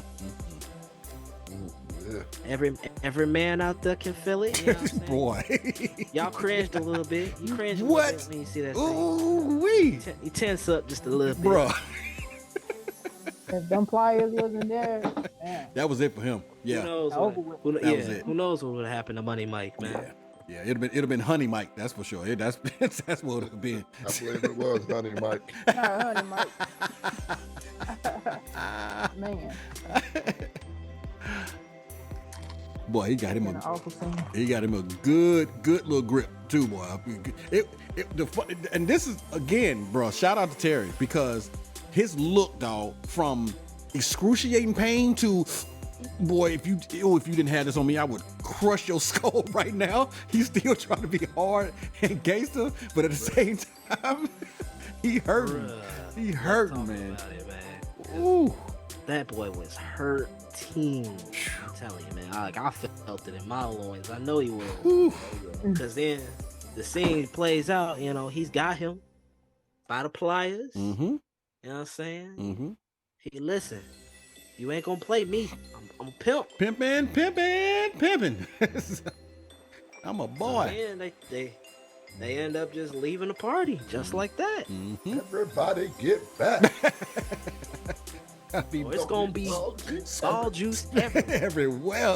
Ooh, that just sounds so. Oh, that makes me squirm, dog. You know what I'm saying? I don't know if y'all ever been, you know what I'm saying, kicked or something or anything, or somebody mistakenly do that, but it hurts, man. Like you do feel it in your stomach. You know what I'm saying? And it takes a while for that feeling to go away. So, hey, please, man, unless you actually have to, please, y'all, don't ever do that to a man. That is just wrong. You know what I'm saying? Like, whew. Or, you know, guys, so for certain people, you know, if you can't use your hands, like, you know, Willie told Craig in the first film, you settle it with these. Right. You know what I mean? If you fight like that, you get down like that, I mean, bruh, it's a tactic. Yes, sir. Whew. Lord have mercy. Yeah, man. And he makes it all the way downstairs, and it's funny because, of course, you know, in between that time, like I'm saying, there was so much stuff going on. So while that's happening, you got Miss Betty Jones going downstairs, like, where's your daddy? He went down to Miss Pearlie. Miss Pearlie, huh? Yeah, okay. Miss Pearlie house. Yeah. She going to see Pearlie too. Boy. You know, Mrs. Betty Jones don't nothing go by Mrs. Betty Jones. She know what's up, y'all. She knew what was up. Yeah, she know she wanted her man. So, boy, she went in and grabbed her so quick, dog, by her hair, boy. Say, boy. Oh man, but when Q come out, that's what tripped me out. Like he dealing with that. Like, yeah, mama, get him, and then he always turn, player, what's up? You know what I'm saying? Like that's a real reaction right there, man. Like, whoa, I just left the party for a second. What happened? You know? Yo, he's like, thank you very much. Appreciate the invite. You know what I'm saying? But I got to go and such a man. Boy, that Yeah, boy. you know, thank y'all for having me. Thank y'all for Yep. your hospitality. You know what I mean? He said, I'll make sure I return the pliers. Yep. You know, he's a very respectable house guest, you know, in my eyes. Oh man. Very respectable house guest, you know what I mean? Yes, sir. Oh, but he was not playing like you gonna grab these pliers. This is your party. You know what I'm saying? You know what I mean? You brought this. You know what I'm saying? About to grab them pliers. Yeah. Like, I'm not gonna. You gonna grab these pliers? Like, you know. I think this part too, man, to me was kind of a play off of what you call it, dog. I think they did this scene first, of course, and then they brought it back in the Boondocks. Because I don't know if you remember that same part when you're talking about Pimp named Snitback, and you know, the girl, you know what I'm saying, is chasing the car, like he drives off on her, but in this movie she drives off on him, right? You know. Yep, but yeah, exactly what happened. He's just like, one, you know, on your balls. Two, you know what I'm saying? Like, boy, he let go, boy. Ooh, wee. probably still running, huh? That man, everything was so synchronized too. Yeah. It's like the foot hit the pedal. Yep. He shoved Craig out the way. Yep. And then it all just happened simultaneously. She pulls off Money Mike, and by she we mean, you know. Yep. He ain't making that. He ain't making He it got out of there. He a big man. You say he ain't making it out of that? Money Mike, you know, he had to run for his life, dog. I'm Yep. telling you, because Run for his booty. they even caught up to him. Boy. He a big man. He little. He ain't making it out of there. Yeah, nah, it's. Bree, you're absolutely right. He gotta deal with that one, dog. Cause that man was coming for vengeance. Yeah, he definitely took one for the team on that one. But yeah, I agree with you. I agree with you, Bray. I'm assuming that he did become Honey Mike for sure. There's just no way out of that one.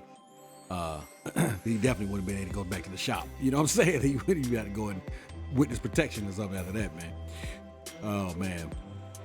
Yeah, I you know, cool. And again, what's so cool about it is that seems like the movie could have ended on that, but it didn't. You know what I'm saying? Of course, while that's happening, we get a peek at Santa. You know what I'm saying? Santa's on the prowl again, and because we still never got to Santa. Yep. Never Come on got now, to Santa. the whole movie. Santa has been evading these gentlemen all movie. Yep. He's just been slipping away. He slipped away in the beginning of the film. Mm-hmm. He slipped away at the job in the middle of the movie. Yep. When we gonna catch Santa? And now was the time to catch Santa. That was it. That was it. And you know what's interesting, y'all? There's actually an alternate scene. I don't know if y'all ever get a chance to go to YouTube, but there's an alternate scene of that right there where you're right. You know, Craig and Day Day isn't the only one going in there. They go back and they get everybody, and they pull up in Pinky's limousine. You know what I'm saying? And when they pull up and look in there, there's kids in there with the Santa. You know what I'm saying? And so I didn't finish it from that point on because I was like, I'm gonna just wait till after we do the review and I'll go back and check it out. But there is an alternate scene that you can check out that kind of makes it go a different way. And I'm gonna be honest with you. When I see it, I see why they chose the other scene. You know what I'm saying? Like, I think the other scene actually was better, personally. Adding kids to it makes it a little kind of funky a little bit when they try to beat them up and all this stuff there, you know what I'm saying, in front of the kids and all that. So it's a little weird little scene. So I think I know why they decided to go with the other one. But yeah, there it is, man. And of course, you know what I'm saying, they, you know, beat them down and, you know, so forth and so on, get the stuff back and, right? You know what I mean? Save the day, basically. You know what I'm saying? And tie your boy. Didn't they tie him up in the sleigh thing? I think that was kind of cool because that's how the movie started off, with the sleigh Christmas thing on the top of the house, and they tied him up in the sleigh and put him on the roof. Yeah. I thought that was kind of cool. Nice little callback to the beginning of the movie. So, and then of course we see Ricky Smiley's face and all this stuff. They were like, "Oh, that's Ricky Smiley." Because I didn't know it was him at first. You know what I'm saying? You know, because he was wearing the mask all the time, but. Thought it was pretty good, man. Played a good little part. I know it was Ricky Smiley from the start for some reason. Oh, you did? From the voice, maybe? I don't know. I mean, well, Ricky Smiley just got that certain look about him. You just look like that. That's what's up. Yeah. Oh man, yeah, it wasn't until they got to the end, man. I actually knew he was, man. So that was, for me, it was, it was good that he kept himself kind of hidden and whatever. It was kind of a surprise for me. I was like, all right, old Ricky Smiley. Yeah, man. I mean, hey, listen, fun movie. Definitely not as funny as the other two to me, you know what I'm saying? But it did just have epic moments that you'll never forget. You'll never forget, the bathroom scene, you know what I'm saying? Like you said, X, is just something you're not gonna forget, you won't forget Top Flight of the World, Craig, you know what I mean? So there are epic moments in the movie that I feel like will probably be the toss-up with people figuring out which one is the funniest for them. But as far as a cohesive movie and well-written movie, I do think Next Friday is better in that regard. But still, if you're gonna have a trilogy, this was pretty. It held up. You know what I'm saying? It wasn't a bad movie. It just wasn't as good as the other two. You know what I'm saying? So, which is debatable. I think that is debatable. So, yeah. Hey man, I look like we ready to go ahead and rake this thing. You know what I'm saying? I think I'll go ahead and I'll actually start this one off, man. You know what I'm saying? I don't usually start it off, but I'm gonna jump in right on in here because again, I started off saying that some of the jokes to me were a little forced, and of course they had a couple of new characters. You know what I'm saying? They had a returning one, but then they had a couple of new characters. In which case, I wish I probably would have seen more of Samore. You know what I'm saying? I think they kind of gave her one or two lines, and I feel like she was kind of a little bit underused personally in that movie. I think she could have definitely been given some more lines. But I know they was pressed for time. If you notice, let's go back up to the top. If you notice, the movie, I think, if I'm not mistaken, 1 hour and 28. When I saw that, I was like, that's it? An hour and a half? Wow. Okay. So if they're working with an hour and a half, they only have so much time to put stuff in there. You know what I'm saying? So I think they probably, you know what I mean? Kind of,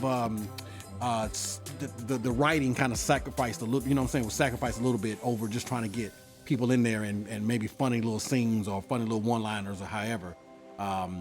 I'm pretty sure this is probably the shortest one. It's got to be. I just don't even see them other ones being this short. But it was an hour and a half. Now, as far as going into reviewing a movie, it was good for us because we didn't have to spend a lot of time, you know what I'm saying, watching it. But yeah. So anyway, I think some of the stuff was forced, you know what I mean? Maybe because of that. There definitely was some scenes that I could have done without. And even now, when I'm thinking about this movie 21 years later, those scenes that we're talking about are so epic that they are funny to this day. And it made it where I didn't feel like I wasted my time, you know what I'm saying, an hour and a half or whatever. And it's funny. Friday is longer by 2 minutes. That's so funny to me. This is crazy. That is funny. And next Friday is actually longer than the original Friday by 8 minutes. So that is something, man. That is pretty funny. Pretty funny. Makes sense. But still, time of the movie, however, still, it just didn't flow as well as the other two to me. You know what I'm saying? I do think it could have been a little better, you know what I'm saying, with not so many forced jokes or whatever. But is it watchable? Will I watch it again? Yes, I absolutely would watch Friday After Next again. But it's not the favorite of the three to me. I do like it for the opportunity that it gave Cat Williams, Terry Crews, you know what I'm saying? These people that, and Ricky Smiley, you know what I'm saying? Because Rick, they all had kind of a little name and everything, a little buzz and whatnot, but not as much as they did after they did these movies. And so I definitely appreciate Q for that, you know what I'm saying, for looking out. I mean, look at the cast, man. I mean, it's very melanated.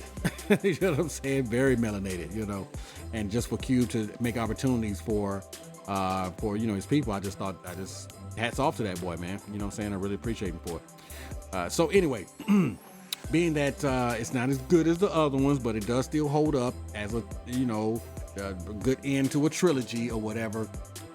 I think for this one, man, I'm gonna go ahead and do the I'll do an 8. I'll do an 8 for this one. Okay. Starting it out kind of strong, Bryce. You know what I'm saying? I ain't mad at your take though, man. 8 is still good. Yeah, he's good. It's still good. He's still good. I'll take the next one up, man. You know, I enjoyed the movie. Not my favorite out the three. Which is your favorite? I'm just curious. Which one? You know, excuse me, my bad, y'all. My favorite would be the first one. There you go. That's right in line with everybody else, I think. My favorite would be the first one, and then I guess I would have to go with the second one, and then the third. It's just go in order for me, but to nip it all in the share, I'm gonna give it an 8.5. Like I said, this was one to introduce me to Cat Williams. I like Cat Williams. He's one of my favorite comedians to this day. Same here. Same here. So we feel about the same, right? I mean, it could have definitely been better. It's not bad, but it could have been better. You know. Yeah. That's what's up. All right. What you got? Who's next? It's a strong take, man. I'll go ahead and go. Well, guys, what a trilogy, huh? You know what I'm saying? I think to echo y'all's sentiments, though, you know what I'm saying? Like, some jokes felt kind of forced. You can only rate something by what it stands next to, right? Right. So, if you're ranking this with the other two films, my personal favorite is Next Friday. Because no more locked doors. Yep. Next Friday is just a real classic. Good classic. No boy locked doors. So my order goes Next Friday, Friday after next. Okay. So taking that into account too. True. I think I'm gonna join. You know, if we ain't call X-Ray Vision for nothing. So I'm gonna agree with my partner and them and give it an 8.5. That's what's up. That's what's up. Fair. That's fair. Well, Bree, it all hangs in the balance. It's all on you, shawty. Oh man, y'all. Okay. I enjoyed the movie. I thought it was good acting. It was a good plot. Everything was good. I enjoyed it. The whole movie had me laughing. So, I didn't really find too many. I didn't have no issues with it because as me coming up, I was watching the movie a lot. Okay. I don't think I ever looked at it as, oh, why this, why that? Maybe. Right. I can't remember from when I first seen it, but I gotta give it a 10. What? Oh, whoa. Woo. Friday, I love all of them. That's what's I up. can't really say what's my favorite one. Okay. But I know I'll probably watch this the most out of all of them, but I might like the one you like X the most, but maybe I'll figure that Next out Friday. later. Friday is that one. Yeah. We talking about Friday after next, so that's why. It's nothing like the first one also. Of course. Nothing like the first one, Bree. Yeah, it's a classic. But I don't think that's my favorite one, but I really love the first one too though. A 10? That's a Christmas miracle. It's like... That's a Christmas miracle. Oh man. That's what's up, Sean. Hey, but you know, it's funny because regardless, I mean, we some people go, oh man, y'all nitpicking and whatever. This is just kind of the job. You know what I'm saying? This is what comes along with it. You know what I'm saying? You know, things we point out or whatever. And that's all, guys. We have to be objective. We have to be objective. And at the same time, Bree is representing the people who they don't care about none of that stuff we said, man. That movie is hilarious to them. It's hilarious to them. They don't care nothing about all that. You know what I'm saying? And you're right, Bree. At the time that I saw it, the first time, I might not have thought about it as much as I did the other times that I've watched it and definitely when reviewing it. But I'm like, okay, now I guess part of what I'm saying, Bree, is that 2002, it might have been funnier to me. You know what I'm saying? I might not have cared about some of that stuff or whatever. Oh yeah, 20 the timeline does definitely matter. Right. 20 years later, I'm a little different. I'm a little older. You know what I'm saying? So it could be me. You know what I mean? But I'm looking at it like, yeah, that don't hit as funny as it was back then, or so forth and so on. Right. So, so again, I am, talking future tense now. Like, in this age for me, it's not as funny as it was the first time I watched it. So I'm definitely reviewing it from my, 40-something-year-old self now. You know what I'm saying? Opposed to 20-something-year-old me. You know what I mean? And that's fair, brother. That's definitely fair. That definitely goes into it too, because that's what happens sometimes when we go back and watch these films. You know, right.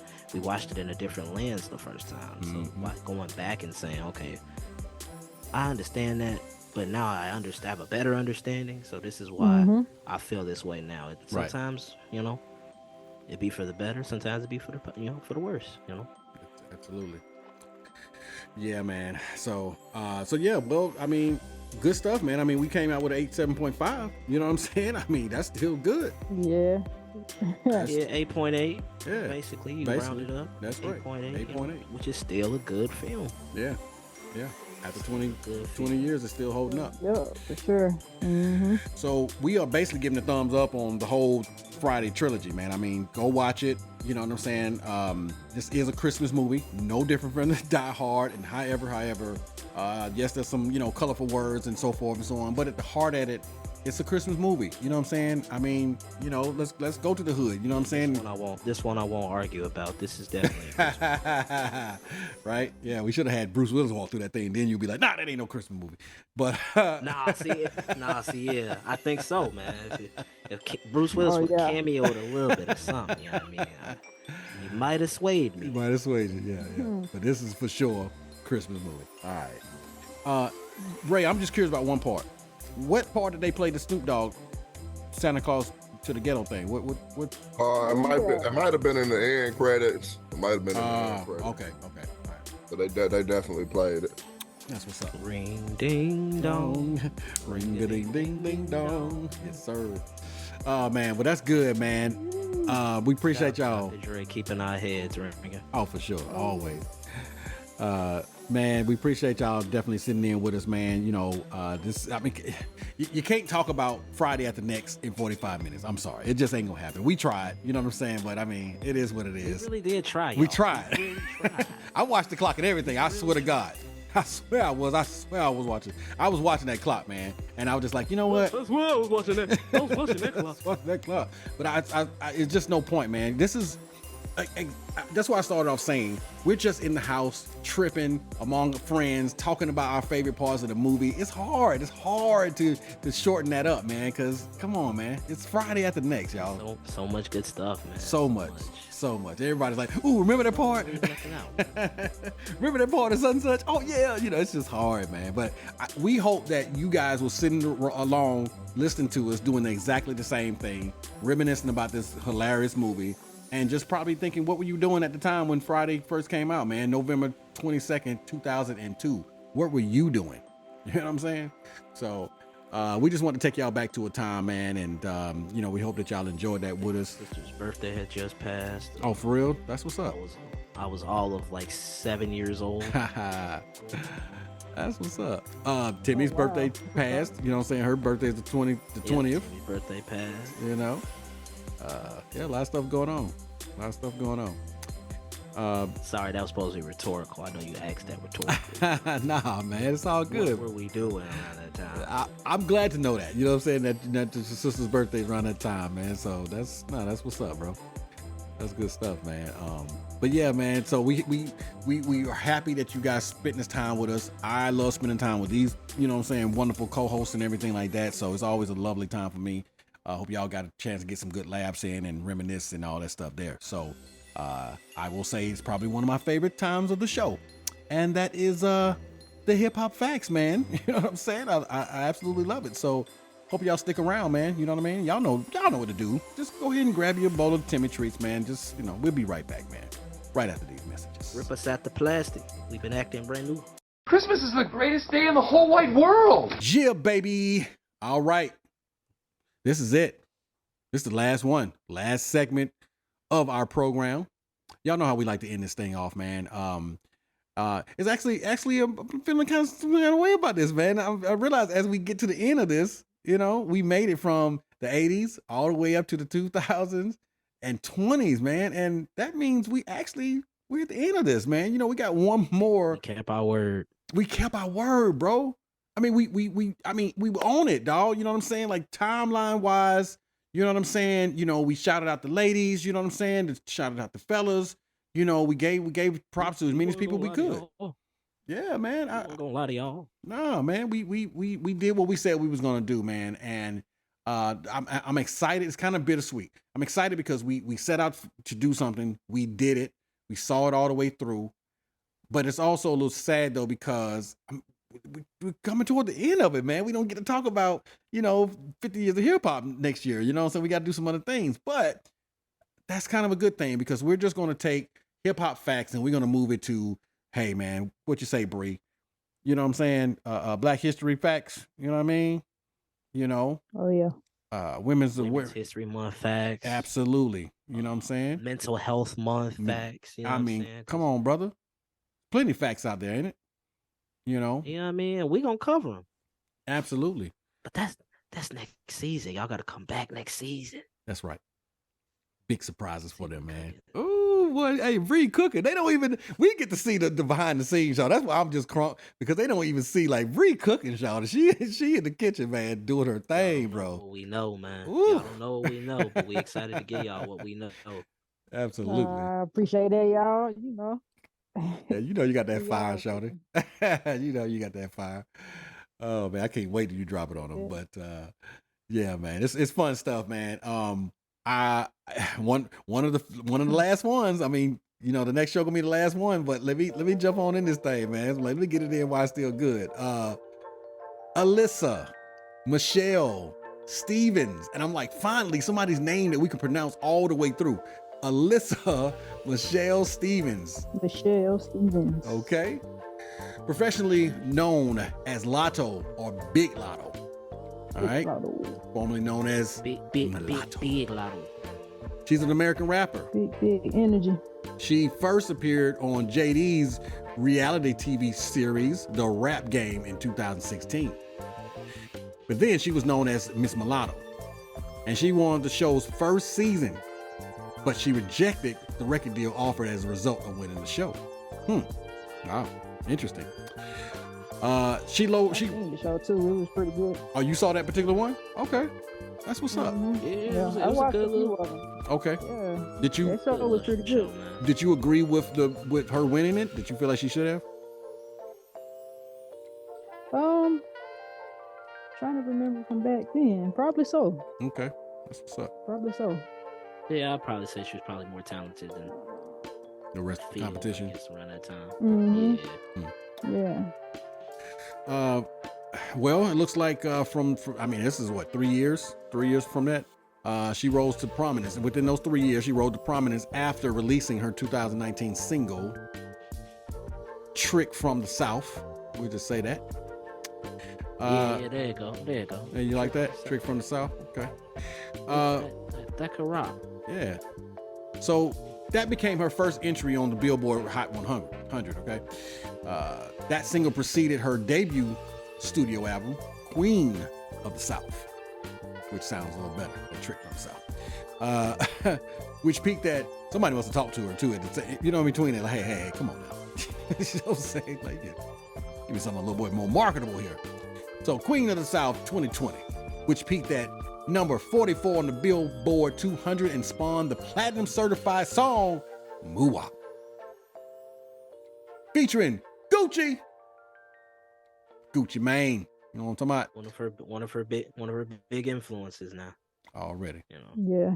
Mm-hmm. In 2021, she was named as MTV's Global Push Artist of the Month. Nice. Following the name change to just Lotto, her mainstream breakthrough came following the release of her 2021 single, and I think everybody knows it. Say it with me. Big D Energy. Yes, sir. Big energy. Big energy. Well, that one reached number 3 on the Billboard Hot 100 and was certified triple platinum. Certifiable, baby. Plat. Her second album, 77793. That peaked at Sunshine on Me, number 15, Billboard 200, and she was named as Variety's Breakthrough Artist of 2022. In 2023, she achieved her first number 1 hit on the Hot 100, as well as on the Billboard Global 200 with her feature on BTS member Jungkook's single Set. Jungkook. Yes, sir. Jungkook. I'm not familiar with him, but I am familiar with BTS rather, but him particularly. Yeah. One of the members. That's all. He's one of the members. Gotcha. So Lotto received nominations for Best New Hip Hop Artist at the 2020 BET Hip Hop Awards and Top Rap Female Artist at the 2022 Billboard Music Awards. She was a part of the double XL freshman class in 2020. Freshman freestyle. Hey. And she won the BET Award for Best New Artist in 2022. Doing big things. Lotto received nominations for Best New Artist, Video for Good, and Best Hip Hop at the 2022 MTV Video Music Awards. And of course, we already she doing a thing, so we already know that Big Energy won Song of the Year. Man, that's not bad, man. You know what I'm saying? That's not bad at all. I mean, come on. Especially when you got the originator of the sample on the remix. Oh, that's hard. That's what's up. Oh, I never even heard that version of it. I got to go back and check that out. So she got Mariah Carey on that thing, MC? Mariah Carey on the remix. That's what's they up. performed together too. That's what's up. Yep. That's perfect. I think it was the Hip Hop Awards. It was one of those It was one of them shows. Okay. That they performed the remix together. Yeah, check that out. So 777 was nominated for Hip Hop Album of the Year at the 2022 BET Hip Hop Awards, and she was nominated for Best New Artist at the 2023 Grammy Awards. Y'all, let's please give it up for that girl, Lotto. Be Lotto. Yo. She puts on a good show, man. That's what's up. I was able to go to one of those 777 shows. Oh, word? When she was out here. Oh, wow, that's cool. This dude here. So you want to talk about me or everybody I met, but every time we talk about somebody, you don't went to their concert. So hey, you in there, bro? I don't know, man. There's some concerts I be missing, man. I wish I could attend to. I can't always say that. That's what's up. I was fortunate enough around this time to be able to go see her live and in concert. And she put on a good show. That's what's up, man. That's what's up. All right, well, I guess I'll catch a show. Growing into a performer. Right. Right. Which we do know. Around with rapper hands, Yeah, I was gonna say it's two different things. I mean, you can rap all day in the studio and make songs and whatever. But it's a whole other thing, man, to be on that stage in front of all these people and put on a show. Man. Oh yeah. Mm-hmm. Not just walk back and forth singing your song, but actually, coordinated, moves and yeah, man. Not only are we covering Lotto, but we covering Jackman. Big Jackman, aka Jackman Thomas Harlow, or as y'all know him as Jack Harlow. He's an American rapper. He has received several award nominations from various institutions, including Top New Artist at the 2021 Billboard Music Awards. In the same year, he was named Variety's Hitmaker of the Year and was included in the Forbes 30 Under 30. Born and raised in Louisville, Kentucky, his career started in 2015 with the release of several EPs and mixtapes before he was signed to Don Cannon and DJ Drama's record label Generation Now in 2018, an imprint of Atlantic Records. Harlow's first mainstream breakthrough came from the release of his 2020 single, What's Poppin', aided by its popularity on TikTok, following a remix with rappers DaBaby, Lil Wayne, and Tory Lanez. It peaked at number 2 on the U.S. Billboard Hot 100 and went on to receive a Grammy Award nomination for Best Rap Performance.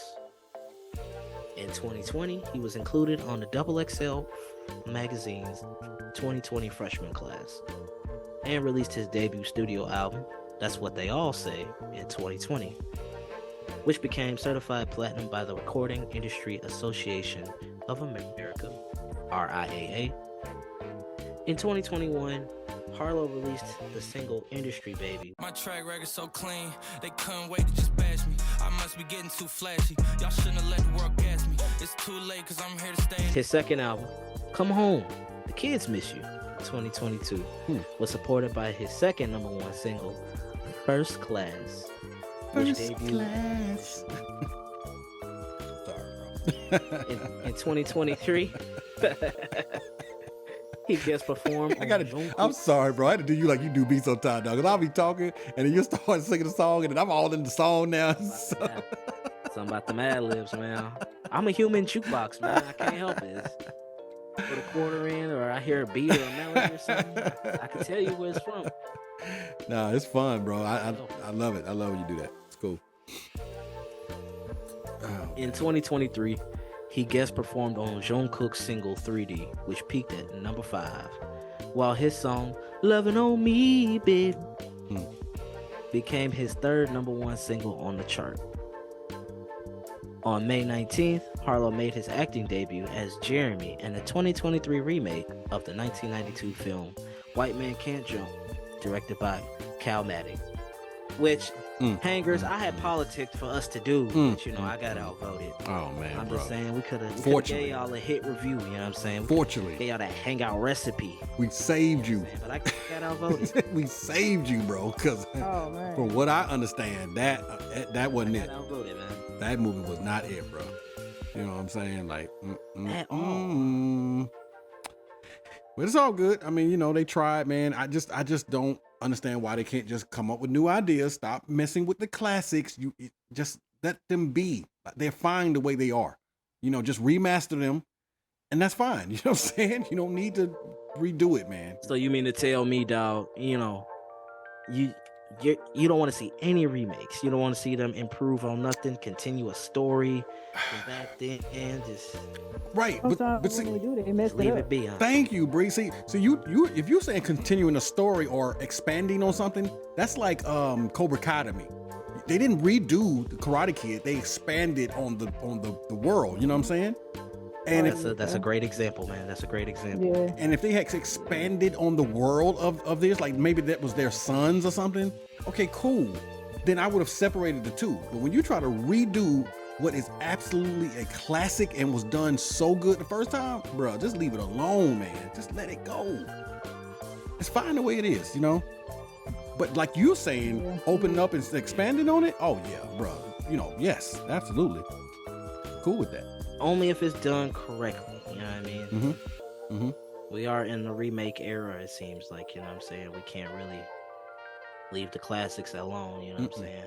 But and there's some instances like Space Jam 2 where, you know, you just eclipse the original. So like I get it. It has its pros and its cons. So Ray, please don't get started on this guy again with this Space Jam thing. Get off the game. He just won't let it go, dog. Golly. From Chicago, man. You got Right. Michael Jordan. That's what I'm saying. LeBron is my Jordan, man. I'm just saying, man. That's all. I'm just You just like stirring up stuff, dog. That's just what your thing I is. get where Mike came from, you know what I'm saying? He was a trailblazer, you know what I mean? He did his thing, you know what I'm saying? Let the youngin' breathe, man. That's all I'm saying. Oh man, that's fine. But you know what though? My only argument to that is that when you are the originator, everybody's chasing your numbers. You know what I'm saying? Like, you know, they even try to wear your numbers. You know what I'm saying? So I mean, come on, bro. Shout out Bill Russell, man. I name everybody just so you can shout out Bill Russell, man. Oh man, boy, you hilarious. This youngin' dog. ain't forgot you, man. That's what's up, man.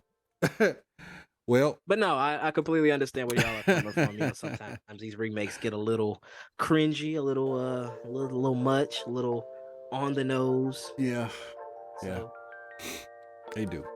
And you know, and that's just all of us, you know, get off our lawn, you know what I'm saying, type of people, man. I'm sorry. I certain things I will say get off my lawn. Just let it go, man, you know.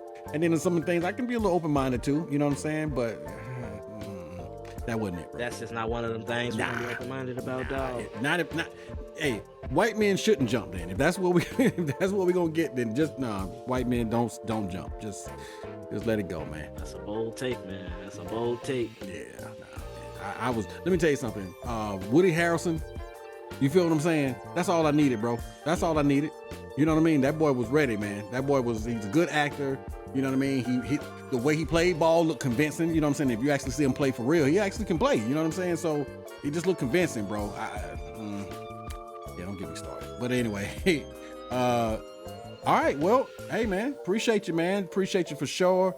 You know what I'm saying? We got those facts. You know what I'm talking about, man. Hope y'all learned a lot. Yes, man. You actually, you know, just then when I was listening to you, I was like, wow, I didn't know he was on my boy DJ Dramas, and Cannon. I didn't know if they was on their label. You know what I'm saying? I'm like, Generation Now, man. that's what's up. Same house as Lil Uzi Vert, man. That's what's up, bro. Them boys doing their thing then, dog. Yeah, DJ Jama, man, that's around from my neck of the woods. You know what I'm saying? They doing Gangsta Grills, man. You know what I'm saying? Come on, bro. So to go from Gangsta Grills to that, man. DJ Drama, man. Ooh. Boy, shout out to that boy, man.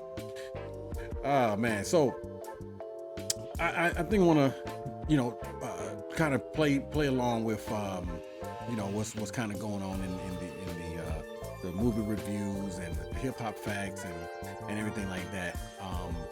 I think maybe this particular quote, because y'all know how we gotta end this thing off, may kind of go with a little bit.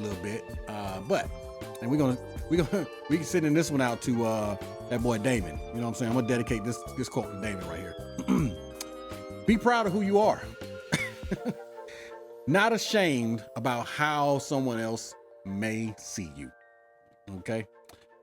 Be proud of who you are.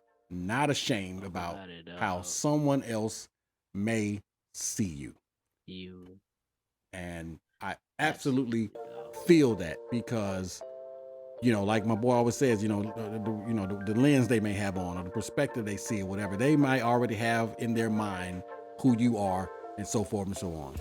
But you be proud of who you are, okay? You stand on, what your truth is and how you feel about it. You know what I'm saying? Not everyone is going to want to rock with you. Not everyone is going to be on your side and so forth and so on.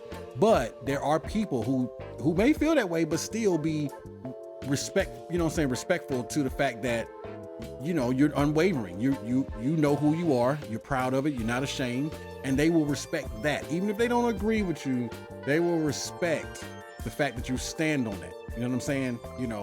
And you are unwavering with it. You know what I'm saying? So just remember, you be proud of who you are. You know what I mean? Straight up. You know what I'm saying? So walk in your skin every day. Hold your head up high. That's right. That's right.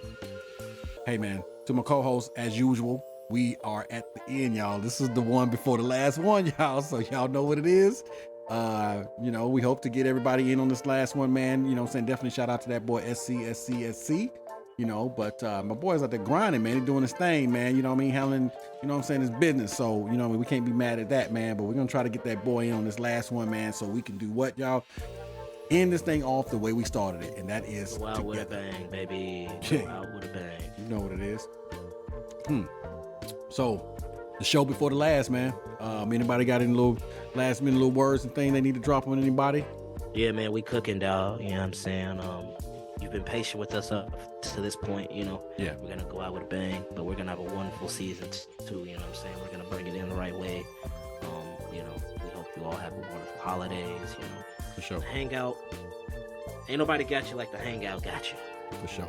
Absolutely. You said it all for us, yep. Then he don't. That boy good. Yeah, good and terrible. Yeah. Right. Just try to throw a little something in there for y'all. You know what I mean? Nah, man, you're an insightful dude, bro. Smart dude, man. Hey, man. Well, listen. Let me give my thanks to X. You know what I'm saying? X a million, X the unannounced. Definitely Bree Millie. Go and hit it for me one more time, X. Howdy. Yes, sir. And last but not least, of course, you know what I'm saying? Boy, CBR, man. Boy, that man. Oh, what it do? Yes, sir. Country Tunes, man. Like we said, man, we sending the shouts out to SC, man. Much love to you, brother. You know what I'm saying? We'll see you next week on this thing. Keep doing your thing. Thism out there. And hold it down, partner. Yeah, for sure. Hey, man. Salute to y'all, man, and cannot wait to do this thing, man. Please stick around. We're just going to go ahead and tell y'all like this. We don't usually announce this, but y'all do know it's coming. You know what I'm saying? That Wonka vision. And if y'all want to hear how that goes, make sure y'all come along, man. Hey, I'm going to tell y'all too real quick. I caught Timmy trying to look at the original Wonka. You know what I'm saying? The original. You know what I mean? Think she's slick. And I told her, don't ruin it. Don't ruin it for yourself. Cause that's a hard one to beat, man. That original Wonka is a hard one to beat. You saw Johnny Depp try to do it. He couldn't do it. So I'm just saying, we're going to see. Yeah, I like the second. Try, man. What? It's nothing like the first one, but I like the second one also. You do? You like Johnny Depp's? Really? how many they already have? Is it 3? That's 2. It's just 2? Yeah. Yeah, I think it's okay, you know, but I still that first one. It's just classic, Bree. You can't touch it. It's just classic, man. You know. Good day, sir. It's like, if I can just hear that, I'm good. I ain't need to hear nothing else. Oh, man. But anyway, man, appreciate y'all, man. We're going to go ahead and get on out of here. Please come back next week. We will see y'all here for Wonka. We love y'all. Peace. And we out.